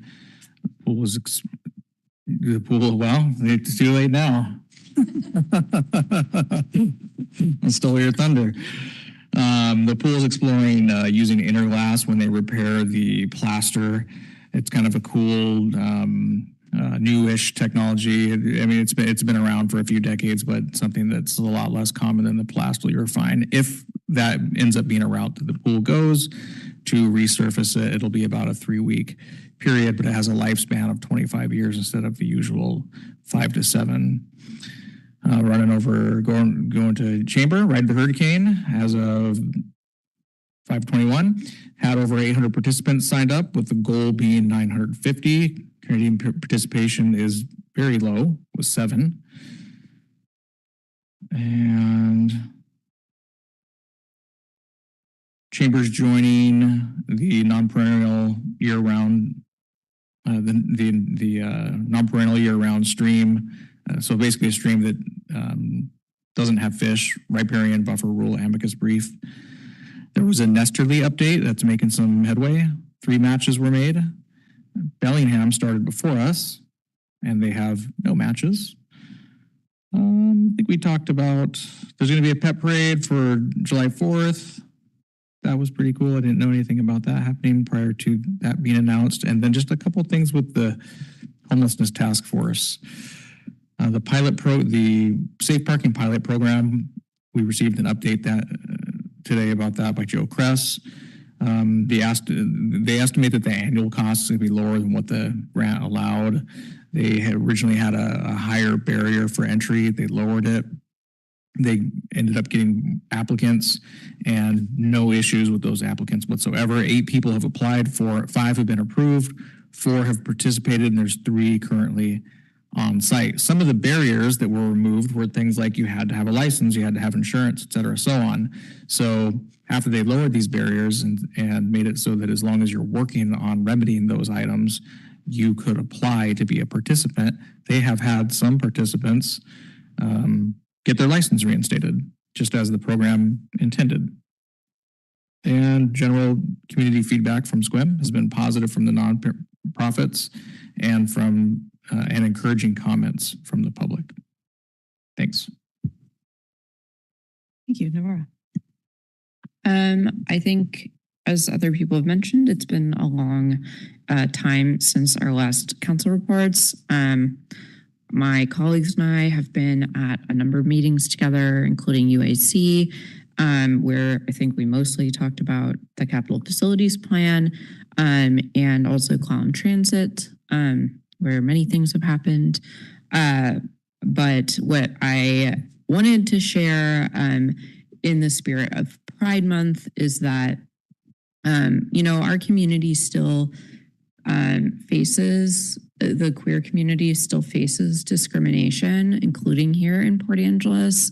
And I'm really grateful to live in a city and be part of colleagues and staff who recognize the importance of saying and affirming that everybody is welcome here in our community. And I think that is really valuable. As many of you may know, I am a board member for Port Angeles Pride. And so wanted to just invite everybody on council and staff and in the community to come out and celebrate with us. There are just over 30 local vendors who are going to be there. And I really wanted to say a big thank you to city staff because, it's one thing when you, get to experience permitting and asking questions and all of that as a community member. And, when I'm calling up the CED department and get questions or talking to Joel about fire issues, everybody has just been so kind and helpful. And I think it really speaks to the way that our staff treat everybody, particularly when I'm, on the phone anonymously, and they, don't know me from anybody else. And I just wanted to say a big thank you to all of the time and work and effort that goes into helping to put on those community events. And I hope to see everybody there. It's on June 14th, 1 to 5 p.m. Thank you, Deborah. Amy. Thank you. I will also try to be quick. So we did have UAC. I was able to attend, I forget the actual name of it, but the Key Leaders program. This was a little while ago, where a key takeaway for me was that despite what your adolescents might be telling you, everybody is not doing drugs and drinking, and the data supports that. So I thought that was worth sharing, and took a lot of hope from that meeting.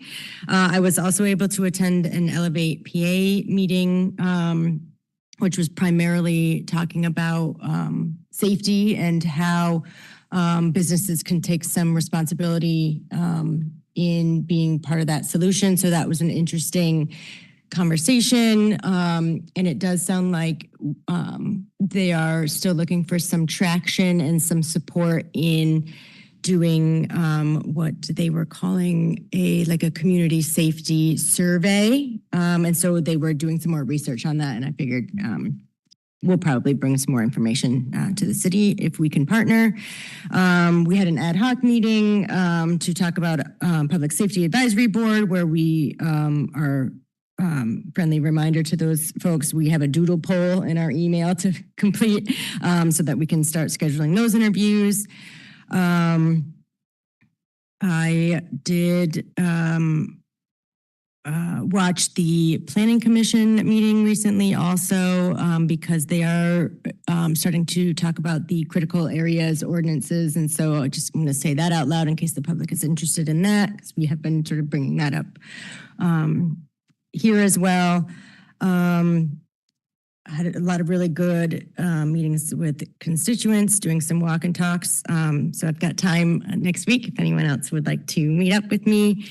I do want to say a little bit more about our Clallam Transit meeting, because I'm on a subcommittee there, and we are moving forward with creating a community advisory committee for the Clallam Transit, which I think ties into some public comment we got. There might be an opportunity there. And there has been discussion in the meetings about what they are, I believe the language they were using is bulky items or large items. And so there's going to be a lot of conversation about that coming up as well with some recommendations. So good timing on the public comment. I was able to serve some of our delightful staff members this morning some breakfast, and also ate 3 muffins. So that was awesome. And I appreciate the opportunity to come in and chat with some folks. And on a very quick personal note, I wanted to just highlight my family grew by 2 puppies recently. 2 is too many. But we worked with the Rise Alliance Rescue. And I just wanted to say that we had a really great experience with them, and they offer 3 rounds of vaccines and neutering with their adoption fee. And I thought that was pretty fantastic. And they're great people, and they sold me 2 puppies. Thank you. Thanks, Amy. John. I have too many dogs myself. All right. I'll make this quick. I also attended the Key Leader Conference on the 6th. I felt it was great. Dr. Kilmer really brought some data with him that reconfirmed a lot of things I see in my school that I teach at. So it was great. Utility Advisory Committee, you've heard about that. On the 15th, I went to the Field Hub Gala with my wife. We dressed up. It was a good time. never been to a circus before. I really appreciate it. It was fun to watch and to see the scrim acrobatics. It was pretty cool what they do. I think the next week on the 22nd, I attended the Port Angeles High School Scholarship Notebook Night. They awarded all over $750,000 in local scholarships, which just says a lot about our community and how much they care about our kids and our future. I think it was like $761,000 in local scholarships. So bravo to, you know, my boss, Jeff, at the high school, who the admin did a great job putting that on and really celebrating the kids and the donors getting the recognition they deserve for those money that they donate and raise every year. On the 27th, I was part of the PUD subcommittee meeting. I guess I'll talk briefly about that. We met with Sean Worthington, one of the commissioners, Ken, right? Ken Hayes, that's right. We talked about joint purchasing opportunities. We talked about alternate energy potential in the future. We had a conversation about tier 2 power, which, you know, UAC, you know, what that's about. And we scheduled some quarterly meetings. So I think we got off to a good start. I'm glad it happened. And then moving forward here, UAC meeting tomorrow, next week, and then MRC meeting on the 15th is what I'll be going to, and Latricia won't. So there you go. All right, I'll be super fast. I will stick with, just for the record, we were down a member of council going to AWC, so I'm now going to AWC and participating in my MRSC meeting. And then also, just for council awareness, going to take advantage of our membership and use a member position for that's not the word I'm looking for, but for a National League of Cities conference in November. And so put that on the calendar and hope. It's always interesting to go to that because it's big cities and small cities and all across the country, and feels like an important time to go and hear what other cities are working on and dealing with. So that is all I have, and I will turn it over to Nathan. Mayor and Council, June 23rd, make sure you have on your calendar a joint work session with Clallam County Commissioners. Thank you. All right, thank you everyone. And we've made it by 2 minutes. Thanks for hanging in there and good night.